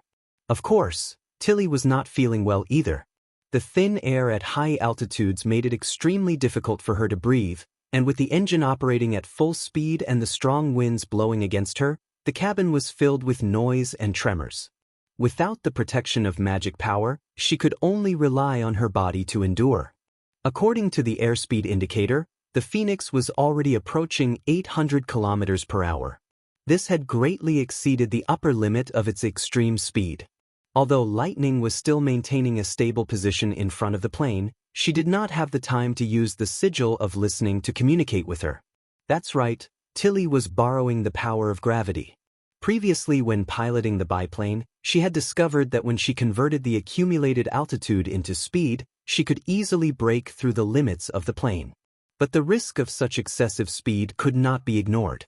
If it was light, she would not be able to pull the plane up again, and if it was heavy, she would disintegrate in midair. If not for her ability to sense that critical point, she would definitely not have boldly used a dive to increase her speed during the test flight. But even so, the chances of catching up to Lightning were minuscule. She remembered Roland mentioning that due to the limitations of the propeller, a piston plane had to pay a huge price to exceed the speed of sound. In other words, the gains did not make up for the losses, to the point that propellers were quickly replaced by jet engines. But Lightning could break through the sound barrier at any time, and the difference between the two was not on the same level. Thus, she still needed the help of other things. As the altitude rapidly descended, the dense dark clouds occupying an altitude of 2,500 meters crashed towards the two of them. The Phoenix roared as it charged into the dark clouds, causing a fog pillar to splash out from the clouds. At this moment, the plane's speed had exceeded 900 kilometers per hour, and tremors began to spread from the plane to the wings. She could feel the wings cutting through the viscous airflow like a blade, and the high-speed friction caused the air to no longer be an illusory object, but a thick and solid wall. Lightning disappeared from her vision. Tilly knew that her chance had arrived. She focused all her attention on the control of the plane. At this speed, the propeller's thrust was equivalent to the resistance, and an ordinary person should be thinking of how to pull the plane back up and not make it dive even faster. Only Tilly was able to maintain precise control under such violent tremors, and use the rudder to further increase the speed. Although the increase in speed was not large, it was enough to close the gap with the leader. When the Phoenix reached its limit, she charged out of the cloud layer. The vast and boundless land once again appeared before her eyes. At the same time, Lightning also appeared. Compared to her previous stable lead of 100 meters, she was now at the same level as the new plane. Realizing this, the latter instantly entered the speed of sound, but quickly decelerated and turned to the cockpit. As expected of Her Royal Highness, Lightning's expression didn't show much frustration, but rather admiration. You can even take the clouds into consideration. If it was any thinner, I wouldn't be able to catch up to you. Tilly flattened the plane and replied with a smile. From the start, Her plan was to use the natural dive to allow lightning to adapt to the stable acceleration and finally overtake under the cover of the dark clouds. Even though it was only for an instant, the Phoenix had managed to close the gap. "Wait a minute, where are we flying to, Koo?" Maggie popped her head out from Lightning's bosom. Tilly turned to look, only to discover an unfamiliar scenery below them, and the impassable mountain range had already been left far behind them. She was too engrossed in the chase and did not notice how far they had flown towards the northwest. This should be a part of the fertile plains? It shouldn't be wrong. Lightning took out a telescope. But this is the fertile plains that we have never set foot on before. If we follow the route, our east should be the border between the Kingdom of Wolfheart and the Kingdom of Everwinter, and right in front of us is the ridge of the continent. At this point, she suddenly stopped. "What's wrong?" Tilly looked in the direction she pointed, and then froze in place. The mountain range hidden in the clouds was faintly discernible, and it was much taller and grander than the impassable mountain range. But as she had heard of its existence from Agatha and the exploration group, she was not too surprised to see it for the first time. What shocked her was above the mountain range. A gloomy and oppressive layer of dark red clouds occupied the peak of the mountain. Countless lightning bolts flickered within, as though it was a storm made of fresh blood. Without a doubt, it was not a natural phenomenon. The red clouds gave her an extremely uneasy feeling.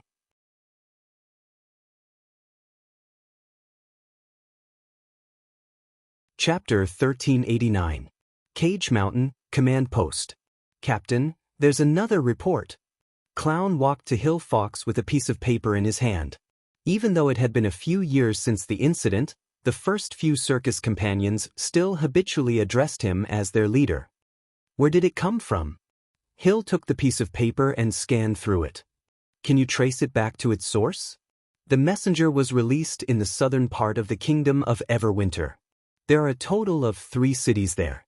Apart from that, there are no other hints on the sealed circle. Hill frowned and pondered for a moment. Then he suddenly stood up. "Help me inform Sir Iron Axe and Her Excellency Edith that we might be in trouble." 15 minutes later.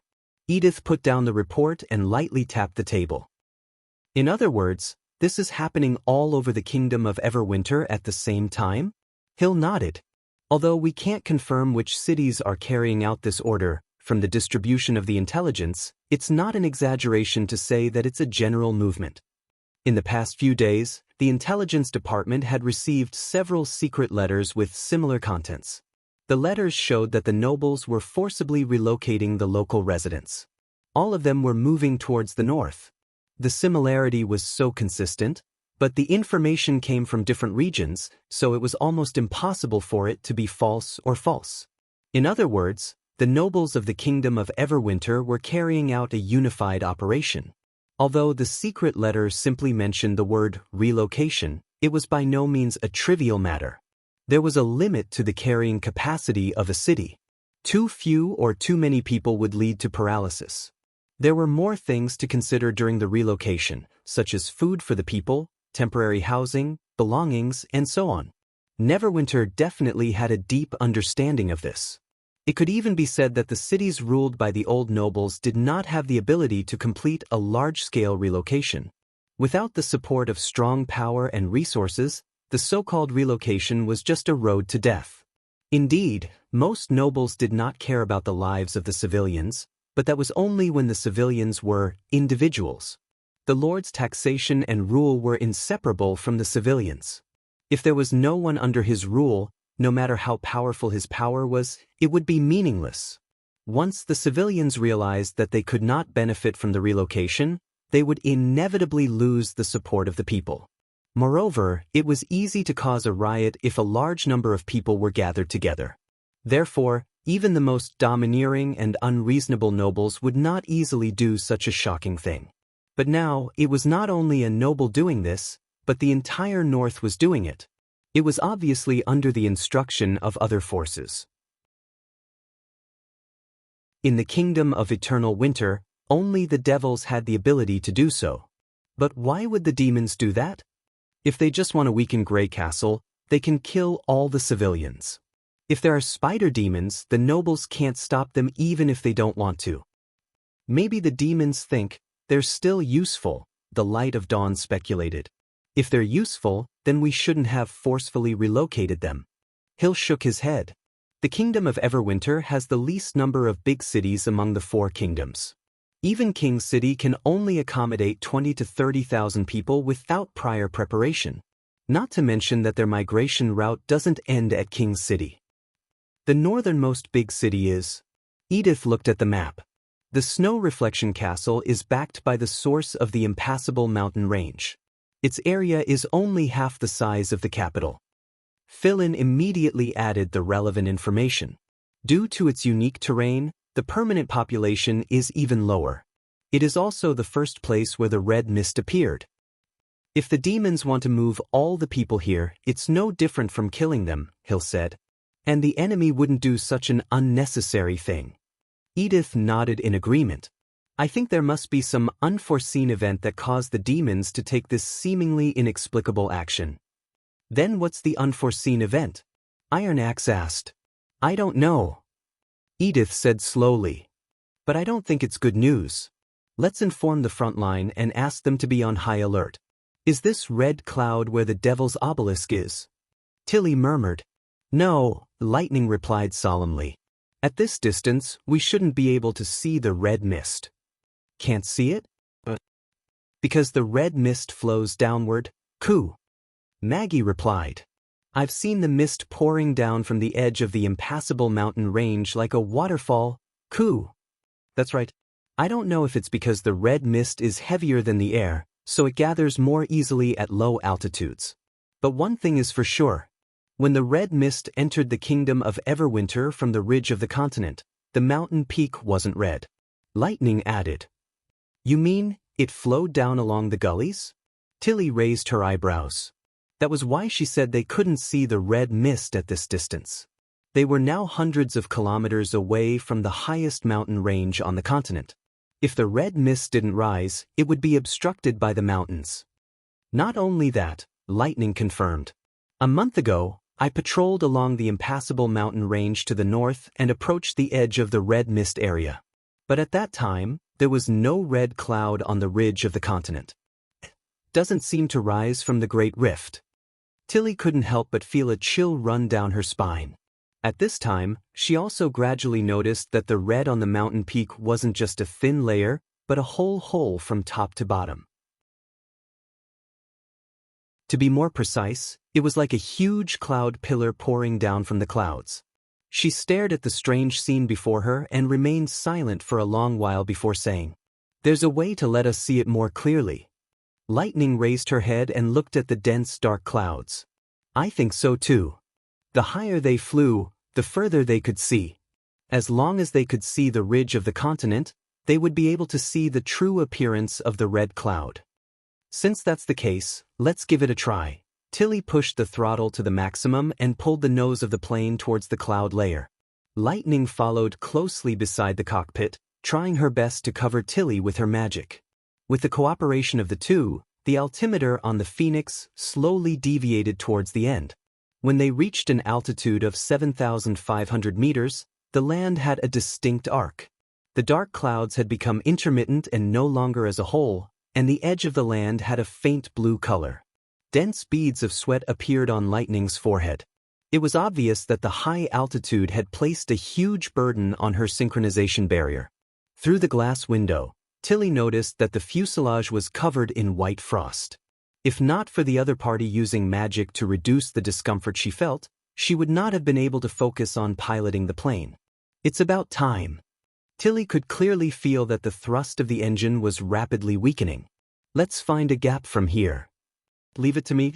Maggie peeked out and transformed into eagle-eye mode. About 15 minutes later, she found an excellent vantage point. Through the gaps between the layers of clouds, she could see a small outline of the ridge of the continent. But when the scene above the red mist was reflected in the telescope, the trio could not believe their eyes. They saw a floating piece of land.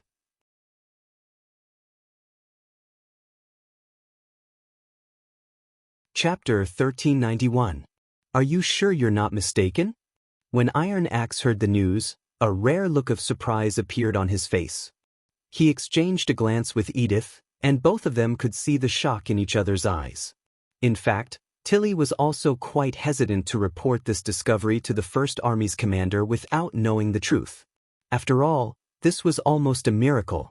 If the demons could really achieve this, it would inevitably have a negative impact on the morale and confidence of the higher-ups, and it would not be surprising for those who were not strong-willed to want to surrender.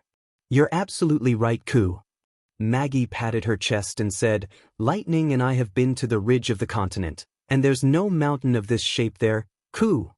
Lightning then nodded slowly. "We can't say for sure whether it's something created by the demons or not, but at least one thing is for sure, it appeared there in the last half a month." "I see," Edith said thoughtfully. "Now it makes sense." "You believe it?" Tilly was greatly surprised. She had thought that Edith would need some time to digest this information and then arrange the next observation operation to confirm it. Unexpectedly, the Pearl of the Northern region seemed to have accepted their explanation. After all, even the three of them who had seen it with their own eyes had spent a lot of effort to reach a consensus that it was not an illusion. "If you want to blame someone, blame Roland," Edith said with a sigh. "If it were 3 years ago, I would have probably regarded this as the ravings of a madman. But now, no matter what happens, I don't think it's impossible. If we stay in a small place like before, we won't be able to realize that the world has undergone earth-shaking changes. Besides, the demons' illogical actions are equivalent to confirming this." She paused for a moment and briefly described the information obtained by Hillfox. "A noble city can't accommodate so many people, but a floating island may not be able to do so. The demons accommodate humans?" Lightning said in surprise. "This is not unprecedented. Didn't Agatha say that during the first battle of divine will, some humans formed an alliance with the demons to fight against witches?" Edith shrugged carelessly. "At that time, they were afraid of the power of witches, but now they're just afraid of the power of His Majesty. They're not willing to accept the change, nor are they willing to be part of the change, so there's only a limit to what they can do. They didn't take the warning of the battle of divine will seriously." Tilly could not help but clench her fists. "No." Edith revealed a strange smile. "Even if the nobles know it's true, they may still make the same decision. The end of the war could be years or decades later, but His Majesty's abolition of the power of the nobles and the recovery of the feudal lands was happening now. For some people, this is no different from taking their lives. One is to die immediately, the other is to die later. Of course, the latter is better." "Enough," Iron Axe interrupted reluctantly.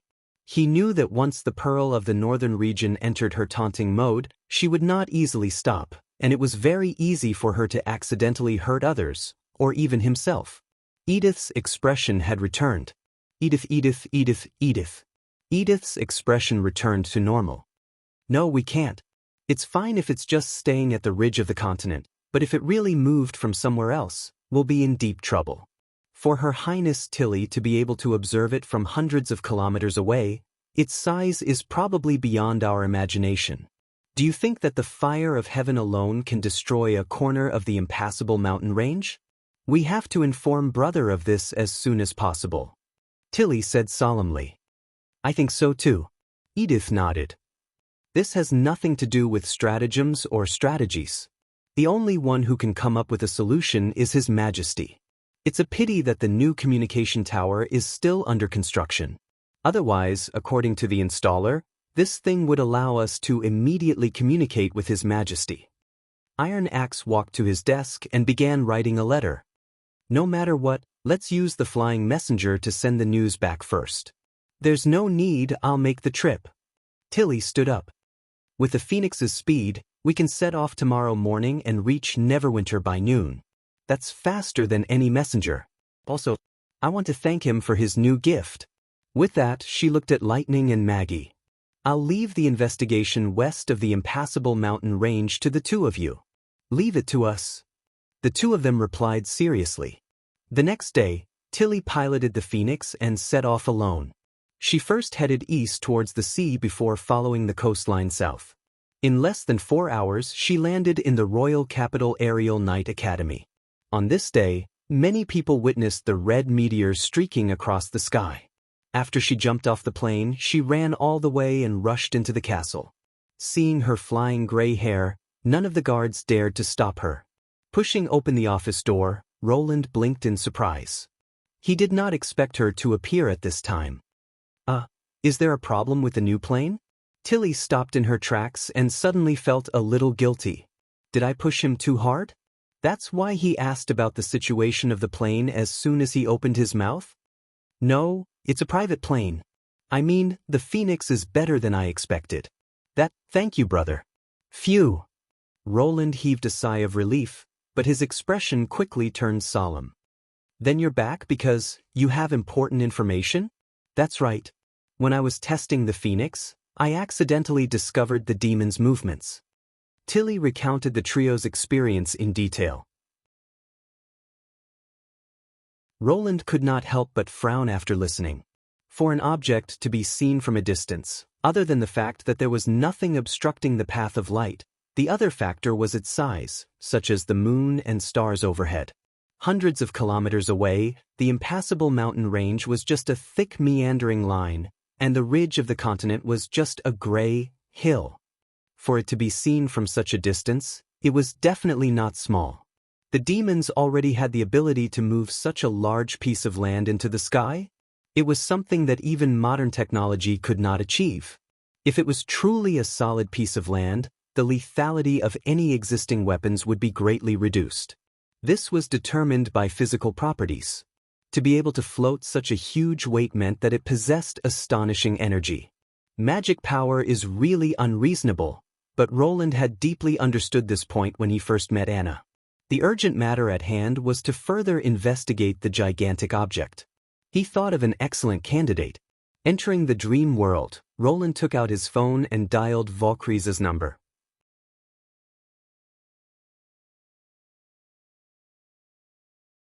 Chapter 1392. I'm going out. Are you going to the martial arts club again? Valkyries walked out of the bedroom in her nightgown and saw Fei Yuhan tidying up her luggage in front of the porch. Yes, the final battle is coming. I have to hurry. Fei Yuhan paused. Are you coming later? Seeing Fei Yuhan's determined expression, she fell into a momentary daze before nodding. If there's nothing else, then I'm going. The door opened and closed, and the chill that had rushed in quickly dissipated. Valkyries looked down at her open palms and slowly clenched them into fists. Damn it, what exactly am I doing? In the past month, she had almost completely integrated into this world. Not only did she become a member of the Martialist Association, but she had also fought with others against the fallen evils. In order to prevent the world from being destroyed, she had to rebel against God. This might be the reason why she participated in the war, but Valkyries knew that it was more of a way to vent her stress. The real problem she had to face was not here, but outside the realm of mind. She was unwilling to be trapped here and do nothing, so she used this method to make it seem like she was contributing to the battle of divine will. If the battle was extremely cruel and arduous, it would be fine. After all, they were fighting against God. But the truth was that the elimination of the fallen evils only happened in the dark, unseen by the public. The whole city was still peaceful, and when there was no mission, everyone even had time to drink a cup of afternoon tea or have supper together at night. This was a far cry from the war she was used to. What made her feel even worse was that she had quickly adapted to this kind of life. The sweeter the soft peninsula bread, the more intense the guilt in her heart. The future of the race was uncertain. In order to win the battle of divine will, the people had invested almost everything, but she was enjoying a free and relaxed life. This contrast made Valkyries extremely miserable. Sometimes, she even wanted to vent her anger on the people around her. However, what was more painful was that her rationality was still there, and it was not distorted by the huge pressure. Her rationality clearly told her that doing so would not shatter the dream, and it would not help the race in any way. It would only make her situation worse. At the same time, another thing that stopped Nightmare Lord from doing so was that she realized that she didn't hate Fei Yuhan as much as she expected. Although this human woman had eavesdropped on her conversation with Roland, it was only a reasonable choice for an individual who wanted to control her own fate. Furthermore, she later revealed what she had done and calmly faced the fact that she only existed in the realm of mind. This courage was simply dazzling. She was pure, curious, determined, and had a clear goal. These characteristics made Vaucries think of the transformer Heathtalese. Some people's brilliance was enough to cross the divide between races, just like how the transformer was accepted by the Cloud School. This was also the reason why she had never moved away from this place. However, not only did this light not reduce the pressure on her, but it also made her even more confused. In fact, Vaucries had vaguely realized what was truly beneficial for the race, but her emotions could not face it calmly. Once she took that step, there was no turning back. All the pressure and risks would be shouldered by her alone, and even she could not make up her mind. In terms of facing fate, she was inferior to this human woman. At this moment, the phone rang. The caller ID showed that it was Roland. Vaucries hesitated for a long time before finally picking up the call. What's the matter? If it's a one-sided fabrication of the frontline battle report, then forget it. Without obtaining confirmation from Hacksword, I will not. I just want to ask, what exactly is the matter with the floating island? The other party's first sentence stunned her. Rose Coffee House. After listening to Roland's complete explanation, Vaucries leaned on the chair in exhaustion and gently exhaled. Deity of gods, what? She looked at him in silence, hoping to see something from his eyes. But the results told her that it was not a premeditated deception. Roland was completely unaware of what he had discovered. The exposure of the deity of gods was merely a coincidence. Such coincidences happened all the time and did not affect the situation much. As the trump card of the race, the higher-ups probably wished for the humans to witness the miracle created by magic power earlier. After all, even if they were to witness its existence, it would only increase the fear and despair of the enemy. But Vaucries' thoughts ran deeper. The deity of gods was supposed to be the ultimate weapon against the Sky-Sea realm, but for it to suddenly appear on the Western Front, it could only mean one thing. The situation on the Western Front had reached a difficult stage. If not for that, the king would never have agreed to use the deity of gods against the humans. It was a dead chain of logic. Only when the Western Front suffered a huge defeat would the higher-ups use the deity of gods to salvage the situation. It was also for this reason that the witches had the opportunity to meet the deity of gods. This meant that the battle report Roland had previously sent was true, and indirectly proved his sincerity. Unless Roland had heard of the existence of the deity of gods from another senior lord. But the possibility of that was slim. If another senior lord was willing to cooperate, there was no need for him to put on such a show. The pain in her heart made Vaucries clench her fists. But her rationality prevented her from deceiving herself. Her feet seemed to have landed on the edge of a cliff, and there was only a single wooden bridge in front of her. Her conflicted emotions nearly engulfed her. Just as the overwhelming pressure was about to overwhelm her, the scene of Fei Yuhan rebuking everyone suddenly surfaced in her mind. Through the conference room door, she had clearly heard the other party's unyielding rebuttal. Fearing the terrifying future and giving up on moving forward is nothing but a coward's way of doing things. Even if we fail in the end, we will do our best. Disregard everything, to move forward. Vaucries stared at Roland for a long time before closing her eyes. What you saw was the deity of gods. She repeated. That is the trump card our race has prepared to ascend to the Sky-Sea realm, and also the absorption of the underground civilization's inheritance. Hundreds of years ago, our race had the thought of breaking free from the red mist, which is the restriction of the red mist. The most direct method is to allow the red mist birth tower to move freely, but it is also the most difficult to achieve. Just moving the gigantic tower is difficult enough, not to mention the god's stone mine at the bottom of the tower. It was only when Mask completely grasped the magic power technology of the underground civilization and improved upon it that the plan ushered in a glimmer of hope. I am not clear of the specific changes, but its essence is to transform the birth tower into a gigantic magic power core, and use it to increase the effects of the core's ability. As long as there is sufficient magic power, the large-scale phenomenon it causes is comparable to a miracle. Thus, the king bestowed upon it the name Deity of Gods. Valkyries took that step.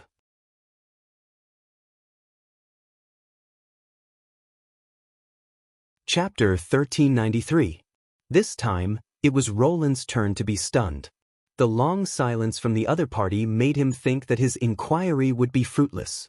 He didn't expect the King of Nightmares to explain the origin of the floating island in such great detail. He couldn't react for a moment due to the stark contrast. "What's with that expression?" Valkyries opened her eyes and said angrily, "I did not betray the race, I just agree with Heftali's view. The battle of divine will cannot be exchanged for the continuation of the race. Continuing it will only make us God's pawns, so stopping it is the right thing to do." That was clearly his idea. Roland subconsciously scratched the back of his head. 1,000 years ago, the Transformer was still unable to connect to the realm of mind, so how could she know so many details? But no matter how slow he was, he knew that this was the time to go along with the other party's words. "That's right, you finally understood this point." He retracted his surprised expression and tried his best to pretend to be generous. He extended his hand and said, "Even though God has already noticed us, I believe that it's not too late." Valkyries did not respond to his handshake. "Before that, I want to ask you a question. What?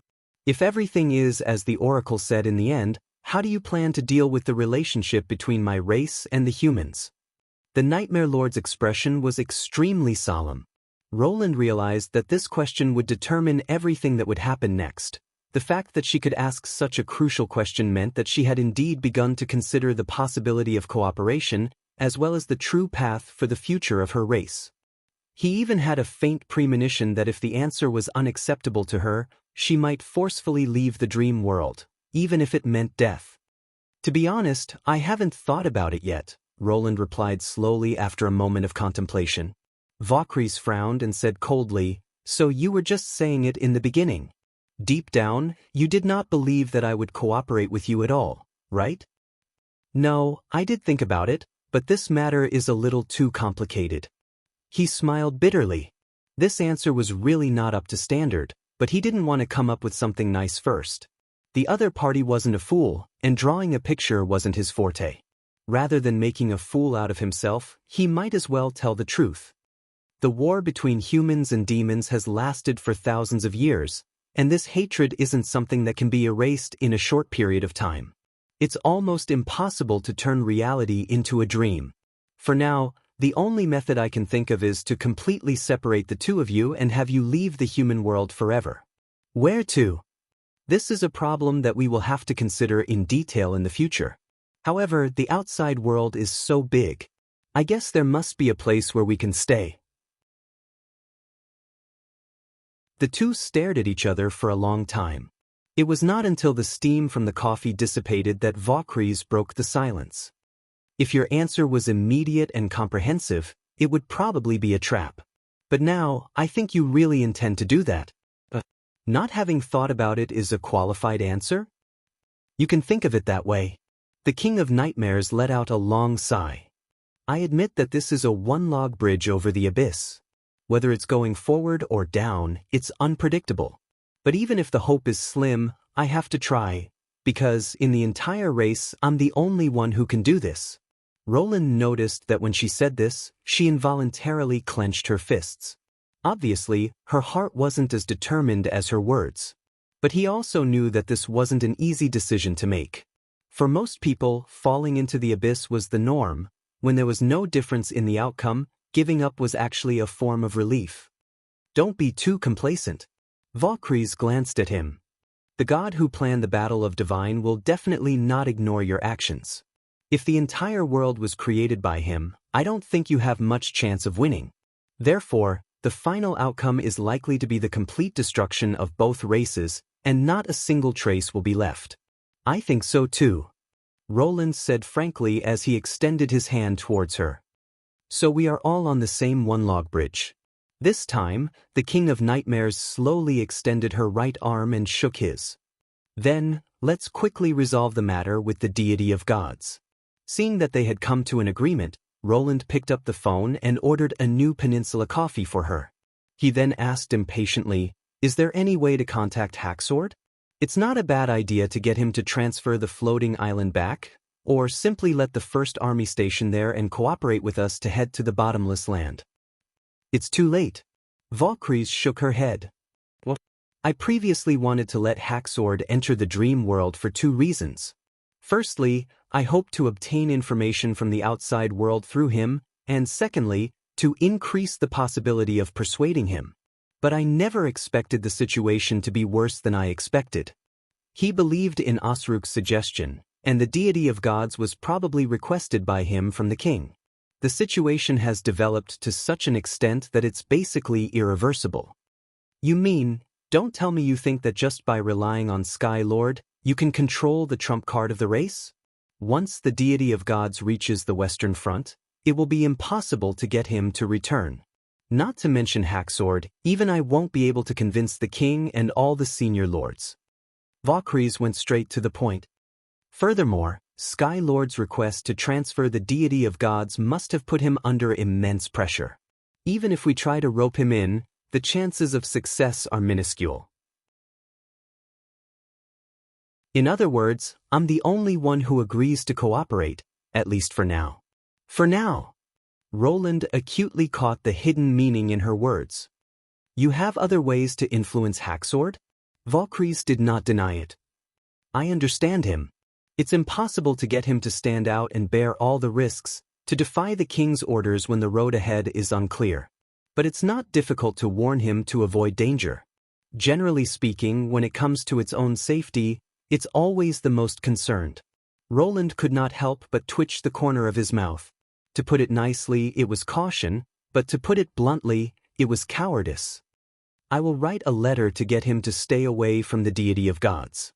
This is the only thing I can do. As long as you can pass the message, he will most likely do as you say. But the impending war is unavoidable. Other than defeating the deity of gods, you have no other choice." Valkyries enunciated each word clearly. "Only by shooting him down will Haxord realize that the battle of divine will not work, and the chances of me persuading him will increase significantly. Therefore, he has to live until the deity of gods is destroyed. That is the basis of our cooperation." She shifted her gaze, preventing Roland from seeing her expression. "If you can't do that, then treat it as though I didn't say anything." Bookseller's website.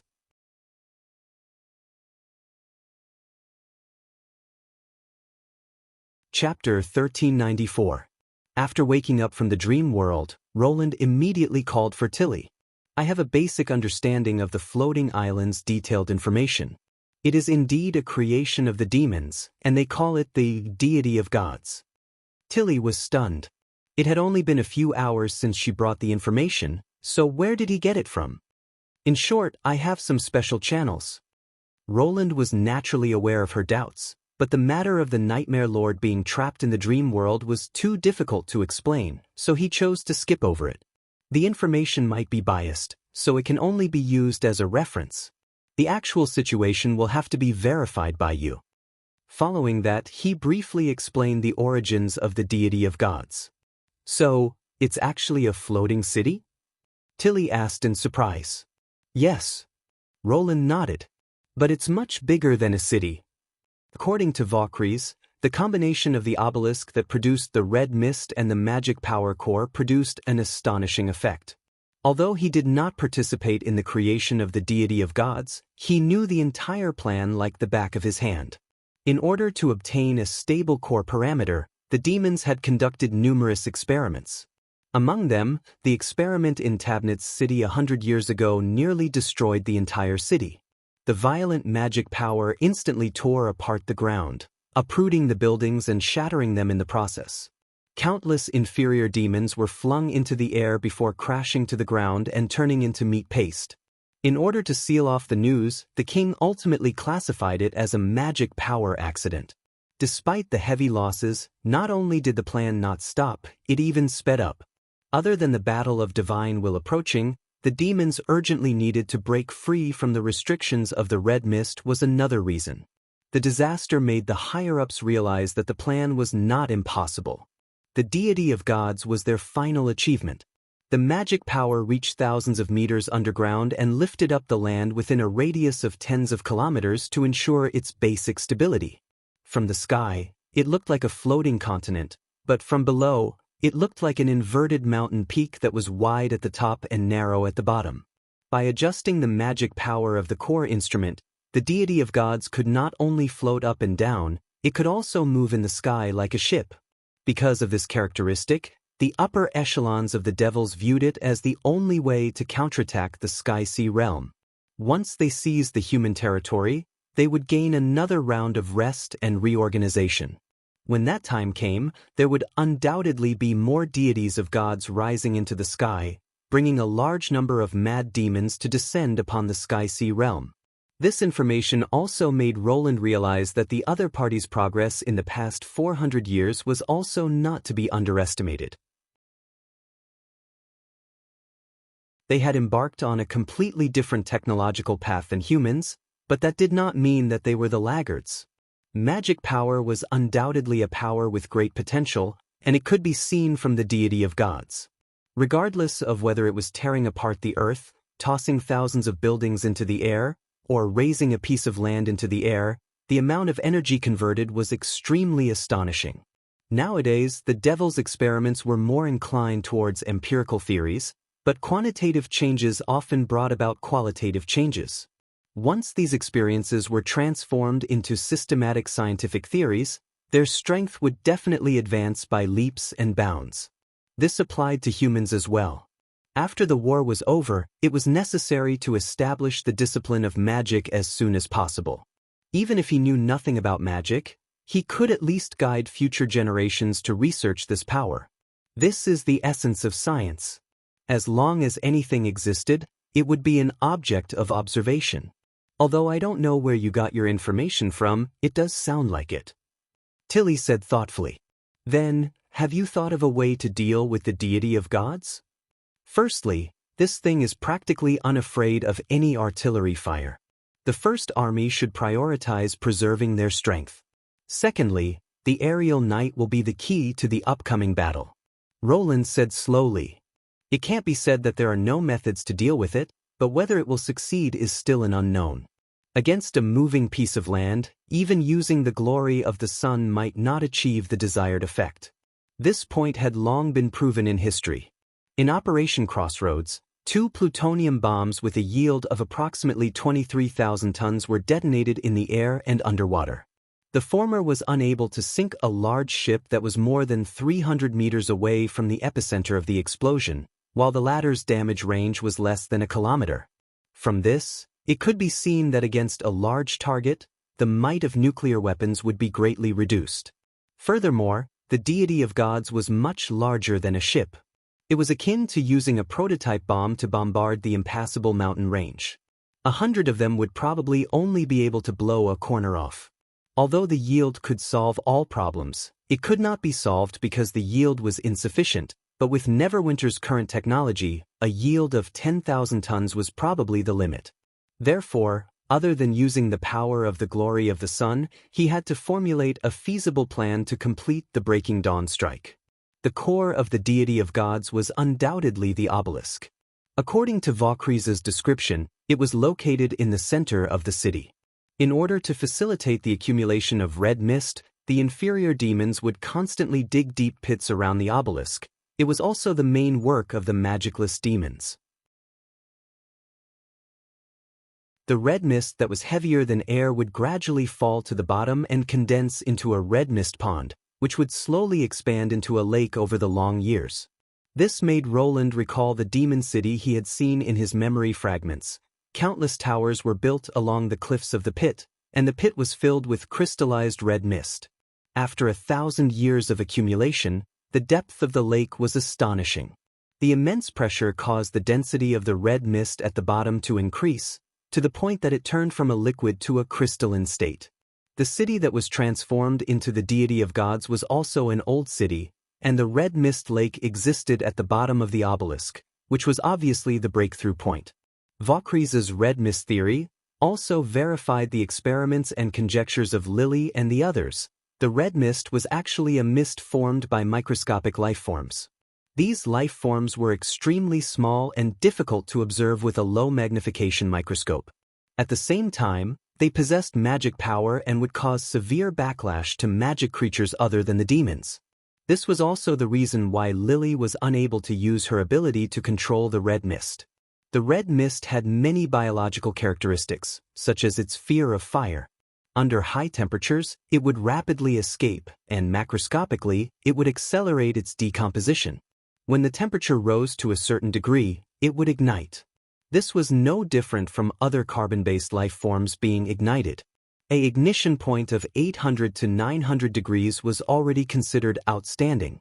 The only difference was that it was extremely small, and when mixed with air, it would ignite. Iron Axe had once incinerated the heavens in the Tusk city of the kingdom of Wolfheart. What he wanted to do now was to ignite the entire firmament. The combustion of the red mist would rapidly decrease its energy and deplete the surrounding oxygen, so the starting temperature had to be sufficiently high. In theory, a large number of incendiary bombs could achieve the same effect, but to transport hundreds and thousands of barrels of napalm to the deity of gods, he needed a squadron of bombers. Regardless of the quantity of the glory of the sun, its core temperature would not be discounted. The only problem that needed to be solved was how to pass through the defense line guarded by a large number of demons and devil beasts, arrive above the obelisk, and deliver the bombs with precision. As long as there's a way. Tilly's expression seemed to have calmed down. Regardless of the possibility of success, everyone will work together to make it a reality. Leave this to us, brother. I will bring the good news back to the headquarters. The feeling of being fully trusted made Roland's heart surge with warmth. He paused for a moment, and after calming himself down, he picked up a quill and wrote on a piece of paper. "Right, I have something that I need you to deliver to Miss Edith Kant." After he finished writing, he did not place the letter into the envelope, but handed it directly to Tilly. The latter took a glance and could not help but frown. "What's written on it?" "The words of the demons," Roland replied calmly. "Come read 'em."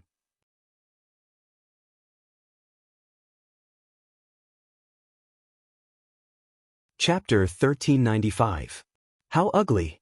Tilly curled her lips. Roland smiled awkwardly but politely. If the characters of the four kingdoms were as twisted as earthworms, then the characters of the demons were more complicated, to the point that they looked like witchcraft symbols. In addition, he had copied it from memory and was not familiar with every stroke, which made it look even more messy. Only God knew if Haxord could understand the meaning of these words. He had also raised doubts to Vaucres, but was resolutely refuted. She believed that it was more feasible for a human to copy it. This proved that she was not lost in the realm of mind, and could also show her own predicament. This was the only way to convey the message. If he directly copied her handwriting, it would be easy for the cautious Haxord to suspect that it was a trap. After all, if she could send a letter personally, why not just leave the realm of mind? Then what's the content of the letter? Ask the Sky Lord to avoid the upcoming battlefield, so the general staff needs to find a way to send this letter to the demons. Brother, are you okay? Tilly was shocked. Why would the enemy's senior lord listen to you? It won't take much effort anyway. Roland pretended to be indifferent. What if it succeeds? In fact, he had asked the Nightmare Lord the same question. Her answer was that the lifespan of a senior demon was usually hundreds of years. During this period, their habits and culture would change significantly. Therefore, words would leave a distinct personal mark, which was more reliable than any coat of arms or insignia. According to Roland's understanding, it was probably similar to seeing Martian words and thinking of people born in the 90s. All right. Tilly put away the letter helplessly. Since it's your request. Just as she was about to leave, the phone in the North Slope laboratory on her desk suddenly rang. Roland picked up the phone. The caller was Anna. After listening to what Tilly had to say, Roland slightly raised the corner of his mouth and gestured to Tilly. You don't have to hurry on your journey today. Rest in the castle for a night. I happen to have something new for you. In the lab, Tilly saw the revolutionary, new product that Roland mentioned, 2 small square wooden boxes. It wouldn't be an exaggeration to say that they were boxes. Not only were there obvious gaps in the covers and loose leaf openings on the sides, but the overall size was also about 30 centimeters, as if it could be carried directly in one's hand. This size was a far cry from those amazing mechanical creations from before, and it even seemed a little less imposing. The only difference between them and ordinary boxes was that they were covered with a shiny metal plate with some knobs and buttons arranged on it. This is mobile radio station. Anna took the initiative to explain. It's equivalent to a miniature telegraph tower. The advantage is that it can directly transmit sound, and of course, the distance is much shorter. I see. Wait a minute. Tilly was stunned. She looked at Roland and asked, "Is this the new communication tool you were talking about?"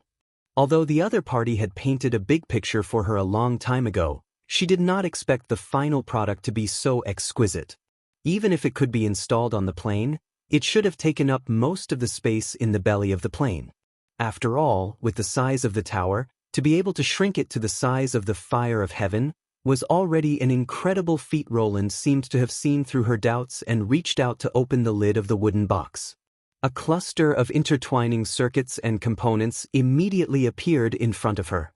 Although she did not understand the principle, Tilly realized that this thing was fundamentally different from the mechanical devices of the past. It can be considered the world's first true electronic device. Although the electric motors, lights, telephones, and transmitters used electricity, it was essentially a simple conversion of electricity into other forms for release. Roland said, and it has an independent circuit system that can use electricity to control electricity. This is equivalent to replacing the gears, screws, and bearings with electronic signals. Its current size is already quite large. Are you blaming me for not being good enough? Anna glanced at him. Of course not. Roland quickly coughed twice. It's the design bureau's blueprint that isn't exquisite enough. It's all thanks to Sister Anna working late into the night that the test sample could be completed so quickly, Lucia, who was his assistant, added. The main problem is that the vacuum tube has to be maintained and many components have to be inserted. Without the black fire, it would be difficult to guarantee the success rate. The core of the radio station was the vacuum tube that combined amplification, detection, and oscillation. It was also the symbol of mankind entering the electronic era.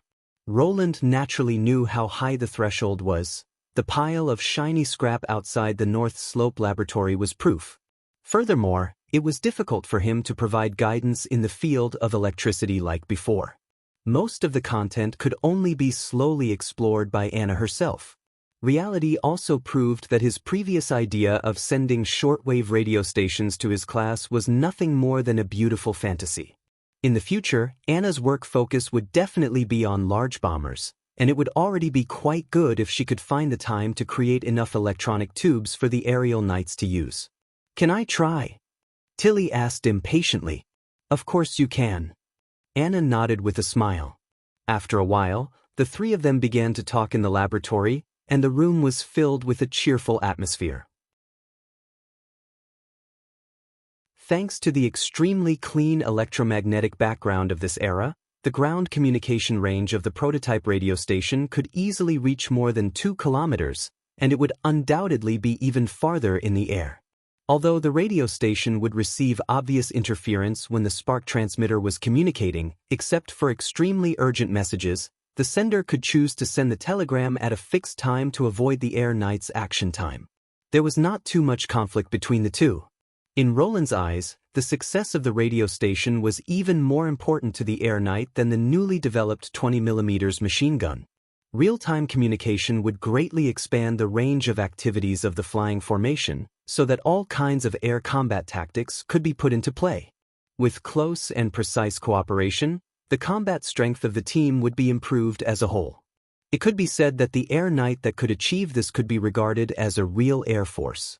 Tilly clearly saw this point as well, and after ending the experience, she unwillingly urged them to use more radio stations instead of a dedicated plane. The next morning, she brought the 2 prototypes and boarded the Phoenix. When the orange-red figure disappeared into the white horizon, the morning light suddenly pierced through the clouds and scattered thousands of gentle light ribbons. The months of the demons that had lasted for nearly 4 months had finally ended.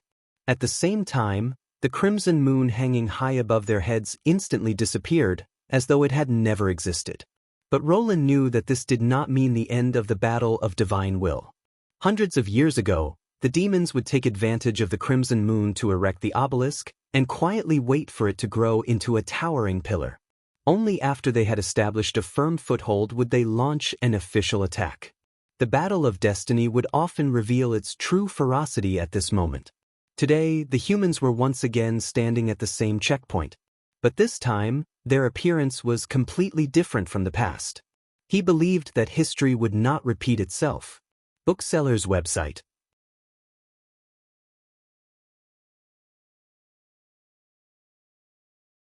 Chapter 1396.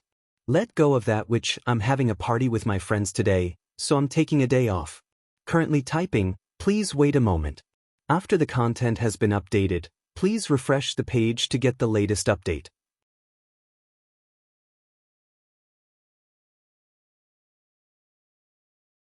Chapter 1397.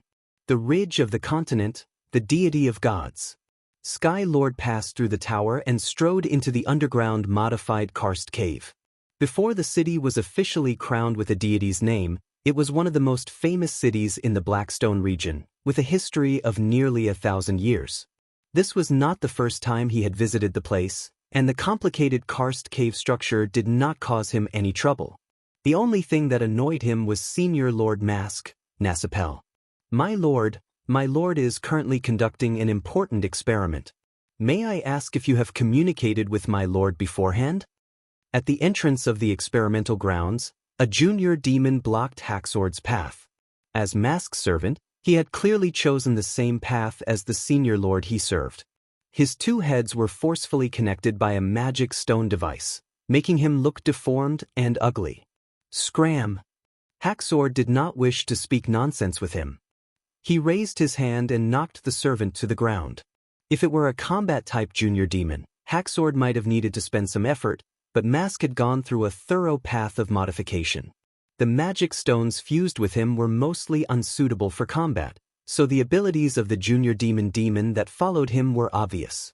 Perhaps sensing that the Sky Lord was suppressing his anger, the attendant tactfully shut his mouth. Haxord pushed open the heavy stone door and walked into the experimental grounds without turning back. He did not open the distortion door and directly attack Mask, which was already the greatest respect he could muster. Behind the door was an extremely spacious cave. Tens of thousands of stones of lighting were embedded in the rock ceiling, resembling a night sky filled with stars. Beneath his feet was a dense cluster of inferior demons. They outnumbered the magic stones, and most of them were in the form of worms. They were caged up like livestock, receiving repeated stimulation from the magic power core. Haxord could not help but frown. Even among the inferior demons, they were the most useless. Their lack of limbs meant that they were unable to work, and their extremely low intelligence made it difficult to tame them. But an unexpected discovery from the carrier experiments was probably due to their primitive and simple meridians. They had the highest success rate when fusing with foreign objects, making them ideal hosts. Of course, not every inferior worm could live long enough to resonate with the growth god stone. The dead ones would become the food of the next batch of inferior worms. Only those that successfully adapted to the symbiotic state could become qualified weapons. Naturally, Sky Lord would not sympathize with these lowly beings who could not be communicated with. Compared to their useless selves in the past, they could at least contribute to the race now. It was dissatisfied with Mask's twisted sense of humor. The modification process could have been carried out in a closed karst cave, but the other party deliberately set it up in the most eye-catching area. 4 suspension bridges crossed the heads of tens of thousands of inferior demons from 4 directions and connected to the thick stone pillar in the center of the cave. Every time Lucien wanted to enter the center of the experimental field, he was forced to admire the work of the other party. the writhing bodies of the inferior demons, their painful screams, the pungent smell of their excrement, and the rotten skin of all kinds of failed products filled the entire cave with a foul atmosphere. No ordinary member of the race would enjoy staying in such a dark and negative place, but Mask had deliberately set up the experimental field on top of the stone pillar. Haxord even suspected that his brain had suffered some sort of damage during the fusion process, causing him to become so unreasonable. After passing through the suspension bridge, Haxord found Nasapel in the modification room on the top floor. Seeing the scene in front of him, Sky Lord was instantly infuriated. He saw Senior Lord Mask circling around the remains of the iron bird that his subordinates had dragged back and sizing them up. Lying around him were several human nobles whose fate was unknown. The only one who was still alive was being held in Mask's hands. His face was contorted from fright and there were obvious wet marks on his robe. "Nasapel," he roared. "Who allowed you to touch the people I brought? Even if you want to conduct experiments, you should have gotten my permission first." It was no wonder that he was so furious. He had painstakingly transported the mainland migrants to the Great Rift Valley before sending them to the deity of gods. It was all for the sake of preventing Grey Castle from expanding its potential for war, and at the same time, replenishing the city's laborers. It could be said to be killing two birds with one stone. He never expected that just as he brought a batch of humans back to the deity of gods, a worried Everwinter noble would come knocking on his door, saying that a few of his companions had been abducted by the guards and their whereabouts were unknown. This would undoubtedly destroy the stable order that he had painstakingly established. What made Haxord the most unhappy was that it was fine to capture commoners for experiments, but the other party had to capture the nobles, and the latter was the key to controlling the lower-class citizens. Without the nobles' appeals, the amount of effort and time Haxord had to expend to control the tens of thousands of people would have been several times greater. "Lord Haxord, save me!" The surviving nobles cried out as though they had seen their savior. "So it's your excellency, Sky Lord." Mask turned around and said indifferently, "I have to say that this is a misunderstanding. I do like to fuse essences, but that doesn't include the worms. I have already obtained their most outstanding parts 600 years ago." He took off a mask from his head and revealed the face of a female human beneath it. It should have belonged to a certain witch, but it had now become a part of him. And there were more than 10 such masks. It was easy to imagine how horrifying it would be if all of them were removed. According to Nasapel, the brain was the spirit of wisdom and was more important than any other part of the body. And the more brains one had, the higher the efficiency of one's thinking. Hence, the characteristic of a powerful race was to have at least 2 heads. This way, they would be able to consider problems while resting, maximizing the use of time. But in Haxord's eyes, only ugly demonic beasts and sky-sea realm monsters would have such an appearance. An indiscernible purple light flashed as the mask in Mask's hand was instantly sliced into 2. Following that, a line of blood slowly split open on the female's face as dark blue blood flowed out. Nasapel probably did not expect Haxord to make a move, causing his imposing manner to suffer a setback. He dropped the noble in his hand and clutched his injured face as he retreated a few steps. "Sky Lord, are you crazy? You actually attacked a senior lord for a worm? Don't forget that I am the creator of the deity of gods, and the hope for our race to win the battle of divine will. Could it be that you wish to betray the king?" Seeing the other party's panicked expression, Haxord felt a tinge of delight surge in his heart. Ever since becoming the commander of the Western Front, he had never encountered anything that went his way. The Nightmare Lord was mysteriously lost, and the army was ultimately unable to break through the humans' defensive line. Now, even after painstakingly plotting for the race to win, Mask was obstructing him from behind. It was preposterous. It was impossible for Nasapel to not know that he was the one who had brought the humans to the deity of gods. To abduct them without his permission was undoubtedly a brazen offense. It could only be said that after a series of failures, Haxord had been belittled by others. This was not the king's presiding holy see, and Senior Lord Mask was not the magic slayer. If he did not teach the other party a lesson, he might really think that he was a pushover. What was the point of emphasizing that having more brains was an advantage? In the face of the disparity in strength, having more brains was useless. He wanted to let the other party know who was the commander of the Western Front Army. If you are loyal to the king, you should know what to do and what not to do. Hacksword retracted the sharp distortion door and said coldly, "Be it to me or the race, these people are of great use. I hope you understand this point." The two senior lords looked at each other for a moment before Mask admitted defeat. "I was negligent. I will seek your opinion first next time." "That's good." Hacksword nodded. He did not plan to force the other party. After all, the deity of gods required a few advanced humans who were familiar with the magic power core to control it, and they were basically Nasipel's subordinates. At the same time, the symbiotic demon weapons needed to be manufactured by the other party. He could not do anything to Mask, or else the king would be the first to not spare him. "My lord." "Oh, it's great to be able to see you." The noble scrambled to Sky Lord's side and hugged his thigh tightly. "Let's talk about this later." Hacksword swept a glance at him before looking at Mask. "Since it's not for the fusion, why did you bring the humans here?" Mask curled his lips at the Iron Bird's wreckage. "I just wanted to ask them how this thing's core works." Hacksword followed his gaze and saw an extremely intricate piece of equipment placed in front of the Iron Bird's head. Vertex M.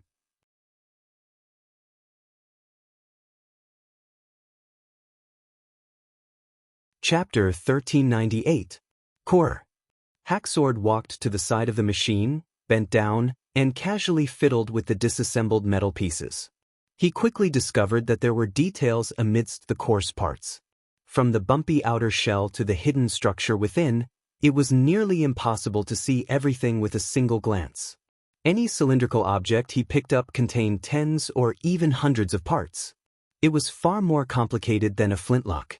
"You mean, the Iron Bird relies on it to fly," Mask said with certainty. "Wait, are you saying that the thing that is faster than the Bogle beasts is powered by a pile of inanimate objects?" Hacksword frowned. As a senior lord who had faced the Iron Bird, he could clearly see that the reason why it could fly was not because of the vibrations of its wings, but because of the buzzing blades on its head. In a certain sense, it was somewhat similar to a windmill, except that the latter was propelled by the wind, while the Iron Bird actively produced wind. However, the reason why the blades could maintain high speeds for such a long period of time was a question that Sky Lord could not understand. It was impossible to achieve this with human strength alone. Therefore, he subconsciously attributed it to a magic sigil or some other magic stone system that automatically released magic stones. This was the only way to explain why the Iron Bird could fly into the sky under the control of a male without the need for a witch. But now, Mask was telling him that the Iron Bird was powered by a pile of inanimate objects made of metal? Unbelievable, right? I think so too. Upon discussing a topic that interested him, Nasipel suddenly became spirited. He extended a slender finger and dug into the metal bucket before handing it to Sky Lord. "Do you want to have a taste?" Hacksword looked at the pitch-black stain on his fingertip and said coldly, "Do you want to have a taste of your broken hand?" There are some things that can only be left with a deeper impression after personally experiencing it. Nasipel sheepishly retracted his finger and placed it in his mouth. A portion of it has a charred taste, but it also has a slight fragrance. This thing is most likely used to contain flames. Fire is unable to power the Iron Bird. That depends on what kind of fire it is. If it burns intensely enough, it might be able to do so. Mask retorted. "You've also seen the fire sticks that the Zergs use. I've taken them apart and examined them carefully. Their nature is to burn, but because of their extremely fast speed, it looks like an explosion. Since this kind of power can push the crossbow out of the barrel, it should be able to push the oars as well. The explosion of the flaming twig happens in an instant. If it's really as you said, then we have to continuously add flammable substances into the iron bucket, and the speed of adding flammable substances would have to exceed thousands of times per breath to reach the speed of the blade's rotation. Theoretically speaking, this is impossible." Sky Lord poured cold water on them. This is also something I don't understand. Nasipel directly admitted to it. That's why I called these worms over to listen to their opinions. Who knew that their stupidity is comparable to the inferior demons outside? I thought that the worms were deliberately hiding it and used some tricks, but it turns out that they are truly clueless. At this point, Great Monarch Masquerade danced with excitement. Can you believe it? The creator of this thing in front of them was actually from the same race as these bugs. The logic behind the machinery is now laid out in front of us, but they are completely clueless about it. They even said that it was a trick of a fallen witch, so I used too much force in my agitation. My lord. The noble's face turned pale when Nasipel glared at him. He leaned against the wall and trembled. Now I can understand why you don't treat humans as bugs. But I have to say, these fellows you brought are still bugs, and the lowest kind. Mask turned to look at Hacksword. Right? I heard that the iron birds and fire sticks were created by Grey Castle? Can you capture a few Grey Castle craftsmen for me? I really want to see if their brain structure has changed compared to the bugs. If so, fusing with a human brain might not be a bad idea. Enough! Hacksword interrupted. I'm not here to listen to you. Once you obtain their legacy shards, all your questions will naturally be answered. The key is to win the war. The deity of gods will enter the human territories in a week's time. I do not wish for you to give me any more trouble. Creating more symbiotic demons is your entire mission. Do you understand? Also, do not touch these humans.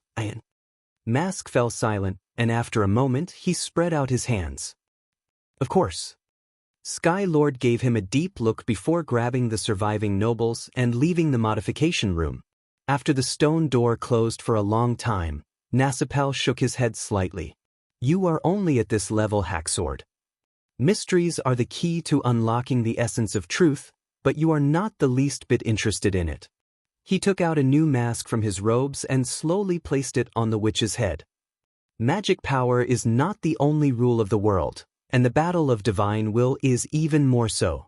Even if you obtain everything from the defeated through the legacy shards, not everyone will be able to reach the peak in the end.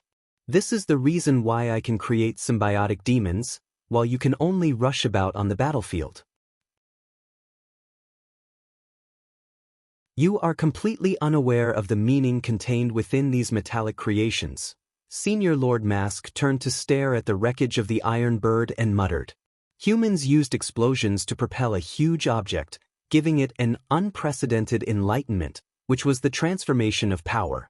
It was very common for stable objects to evolve into unstable objects, but it was the first time it saw a stable rotation achieved by using unstable and intense combustion. From the explosion to flight, there had to be some sort of internal connection that caused the transformation of power. Since the two could be reversed, did it mean that they were essentially the same? What about magic power? In the past, the race had never thought about the manifestation of magic power. What it manifested was what it was. But now that he thought about it, could magic power undergo a similar transformation? If he were to use the magic power that raised the deity of gods and directly transform it into the power of an explosion, how astonishing would the power be? It was as though he had seen a brand new path opening up in front of him.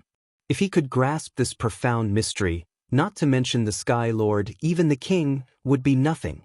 Knowledge was the strongest power in the world. I want to know. I want to know the profound mystery of the humans. Nasipel raised his head and could not help but laugh strangely.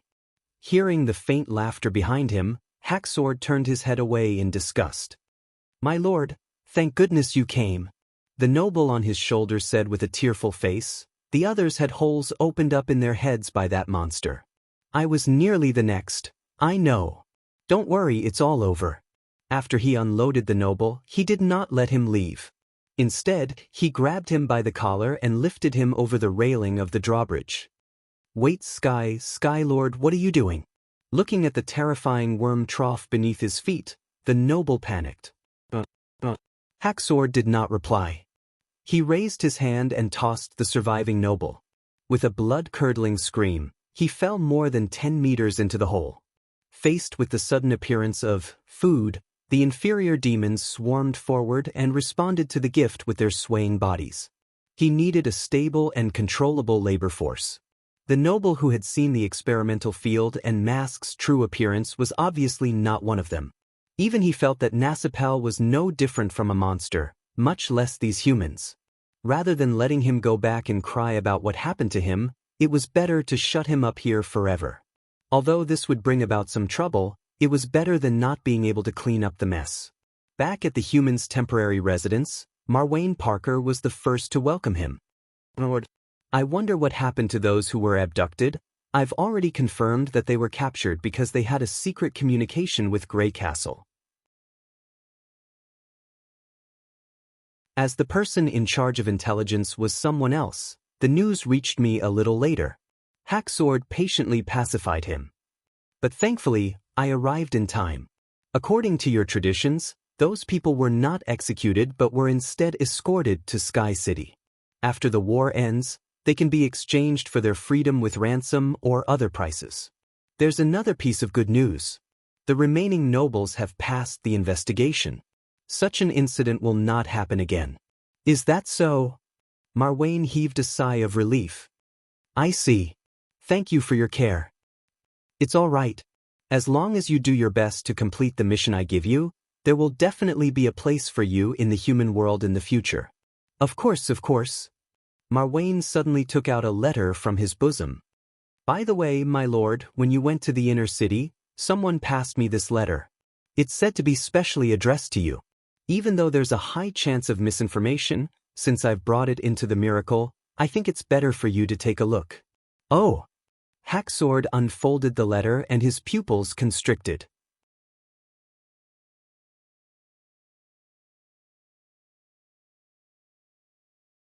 Chapter 1399. Without a doubt, the letter was written in the language of the race, but it looked extremely awkward, as though it was deliberately copied. But upon closer inspection, one would discover its uniqueness. Be it the formation of words or the use of sentences, it had a distinct style of the ancient language, and was definitely not the language used by the current race. Hacksword felt a sense of déjà vu. After calming his heart and recalling for a long time, a sense of shock and fear suddenly surged in his heart. "Where did you get this letter from?" Sky Lord grabbed Marwayne and asked loudly. He was so agitated that he momentarily forgot to maintain his high and mighty attitude in front of the humans. Marwayne was startled, and after a while, he stammered, My lord, I'm not too sure. The person who delivered the letter is currently at the miracle. I'll call him over to see you. Go quickly." Hacksword roared as he pressed his face against Marwayne's. Not daring to raise his hand to wipe his saliva, Marwayne ran towards the human gathering point on all fours. Damn it! Hacksword knew that he had lost his composure, but he could not control his emotions. The handwriting clearly belonged to the Nightmare Lord, Vaucres. Even though the imitation was rather clumsy, to the point that Hacksword was unable to immediately identify the owner of the letter, Hacksword would definitely recognize it after reading it a few times. It was a sentence that came from over 1,000 years ago, a sentence that was commonly used by the enlighteners of the race. At the same time, it had a bit of a human narrative style. The number of higher ascendants that could survive from the first battle of divine will could be counted on one's fingers, and to be able to blend in with the human language, other than the Nightmare Lord who had stayed in the Cloud School for a long time, there was no other possibility. Vaucres still retained his consciousness? But how is that possible? He had already been trapped in the realm of mind for a few months. If this was considered inconceivable, then what was even more inconceivable was the contents of the letter. The battle of divine will is a trap that keeps repeating itself? The realm of mind is in the bottomless land at the end of the ridge of the continent? The deity of gods isn't safe? Hacksword was at a loss for a moment, but there was a huge amount of information contained in those few short sentences, causing Hacksword to be at a loss. There were too many questions in his mind, but none of them could be answered. How did Vaucres maintain her consciousness in the middle of a turbulent sea of mana? How did it deliver the message? Was this letter really written by Vaucres? Should he report this to the king? Skylord, I have brought the person you wanted. Just as Hacksword was in a daze, Marwayne's careful voice came from beside him. It turned around and glanced at the two coldly. I want to know everything about the origin of the letter. Tell me everything you know. 15 minutes later. After listening to the details, Hacksword understood that it was impossible to trace the origin of the letter from a human. This letter that contained a shocking secret was handed directly to a noble by a migrant. And the migrant only wanted a few golden dragons, so he took on the role of a messenger without thinking about the meaning of the letter itself. Even if Hacksword pursued the matter, it would not yield any results. Regardless of whether it was true or not, to use such a crude method to deliver an extremely important letter, should Hacksword say that the other party had astonishing guts, or that Valkyries had entrusted the wrong person? There's nothing for you to do here. Hacksword waved his hand. Do not take the initiative to reveal the letter to anyone. If there are any more such letters in the future, you have to hand it to me immediately, understand? Yes, we will definitely do as you say. The two nobles hurriedly bowed, indicating that they would not let him down. After sending the humans away, Sky Lord looked towards the north and fell into deep thought. For some reason, he found himself unexpectedly heaving a sigh of relief. Ever since the day the Nightmare Lord was lost, the pressure on his shoulders had quietly lessened. Probably, no one could ignore her influence in the race, be it from a practical or psychological point of view. Hacksword was more inclined to believe that the letter was written by Valkyries. It was extremely difficult to imitate a person's style. Even if humans mastered the race's language, it was impossible to forge such a letter. As for why it was not written by the Nightmare Lord herself, the only explanation was that she was still trapped in the realm of mind and could only send messages through humans. As for the reason why she chose humans, it was not that difficult to understand. The reason why she never returned was because she wanted to unravel the secret of the human legacy. Her target was also the legacy shard of the human. Considering that there might be outstanding witches among the witches who could come into contact with the realm of mind, this clue seemed logical. The more Hacksword thought about it, the more he felt that his guess was correct. But the biggest question now was, did Valkyries convince the witch and make her a part of the plan, or was she forced by the enemy to write the letter unwillingly? Honestly speaking, he did not believe that the Nightmare Lord would submit to humans. But the realm of mind was different. Floating endlessly on the sea of magic power and constantly being invaded by other consciousnesses, it was extremely difficult to maintain a clear mind. If someone took advantage of this situation, it was hard to say what the outcome would be. The difference between the two was like heaven and earth. If it was the latter situation, it would at most be a trap. If it was the former, wouldn't it mean that the race was walking on the wrong path? And the mastermind behind all of this was none other than the creator of the deity of gods?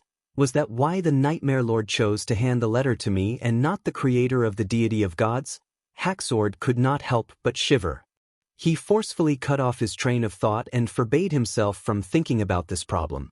Opening the distortion door, Sky Lord took a step up into the sky. The natural barrier of the human kingdom, the impassable mountain range, appeared like a winding gray line at the edge of the continent. In at most a week, the war would resume. The deity of gods beneath his feet was like a gigantic fortress that moved unswervingly towards the battlefield. In a situation where the rain of fire and branches of fire were powerless, it was hard for him to imagine how the humans were going to resist and stop the race from conquering. This was a war that they were determined to win. But Valkyries believed that the deity of gods was not safe. If saying that divine will was a scam was too far-fetched, then the warning was right before their eyes. He was unwilling to believe that the enemy could pose a threat to such a majestic magic creation. But thinking about it seriously, all of their past failures were built on the basis of impossibility. Furthermore, the warning came from the Nightmare Lord. Even if the letter was a trap, it would not do anything to him. With the deity of gods and silent disaster at the front lines, he only needed to ensure a stable supply for the rear. There was no risk on one side, while there was hidden danger on the other. The choice was obvious.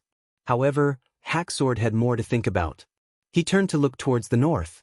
According to the letter, the legendary source of magic power, the beginning and end of all things, the realm of mind, was at the end of his vision. As long as he found the bottomless land, he could verify the authenticity of the contents of the letter. The ridge of the continent was the crucial logistics line for attacking the humans, so it would not be strange for it to appear anywhere. And while searching for the bottomless land, there was no way he would be affected by the deity of gods. Even if the king were to question him in the future, he would not be unable to defend himself. Perhaps this was the correct method.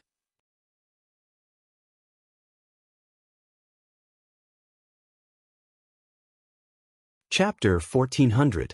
Kingdom of Dawn, Cage Mountain Command Post.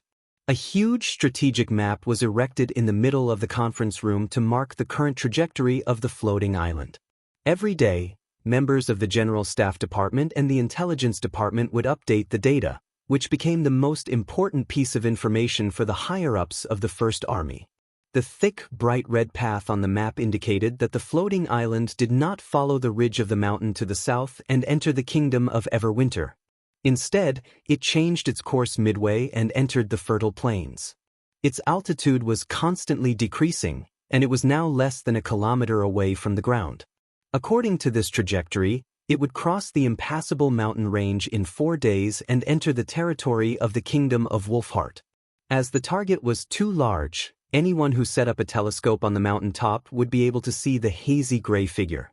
It was like a thick dark cloud, adding a layer of haze to the continent that had just ended the months of demons. The pre-war meeting against the demons, the deity of gods, was held. Even though the higher-ups had reached a consensus that the First Army was unable to stop the floating island's movement with their current strength, fleeing at the sight of the wind was not the style of the army. No matter what, it was necessary to probe its strength and attempt to stop it. Against an enemy that lacked intelligence, fighting was the most effective way to understand them. Before His Majesty the King's final solution arrived, it was the most important task for the army to be fully prepared. Furthermore, the enemy had coincidentally given them the opportunity. According to the latest surveillance data, the demon stronghold's altitude has decreased by more than 2,000 meters, which is about the height of half the ridge of the continent. Edith slapped the report in her hands. Compared to its previous altitude, the decrease is rather abnormal. The General Staff Department's deduction is that maintaining the stronghold's altitude requires the expenditure of magic power, and it is proportional to the altitude. And this altitude depends on the relative position of the ground, which leads to this phenomenon. Although the information provided by His Majesty the First Army referred to the floating island as the deity of gods, the Pearl of the Northern region preferred to call it a stronghold or a moving castle. At the very least, when assigning missions, it would not give her subordinates the misconception that they were fighting against God. Most of the higher-ups of the First Army had completed secondary education, but even so, it took them some time to understand the General Staff Department's deduction. In other words, after crossing the impassable mountain range, this thing will rise again? Brian asked. If we didn't guess wrongly. Edith shrugged.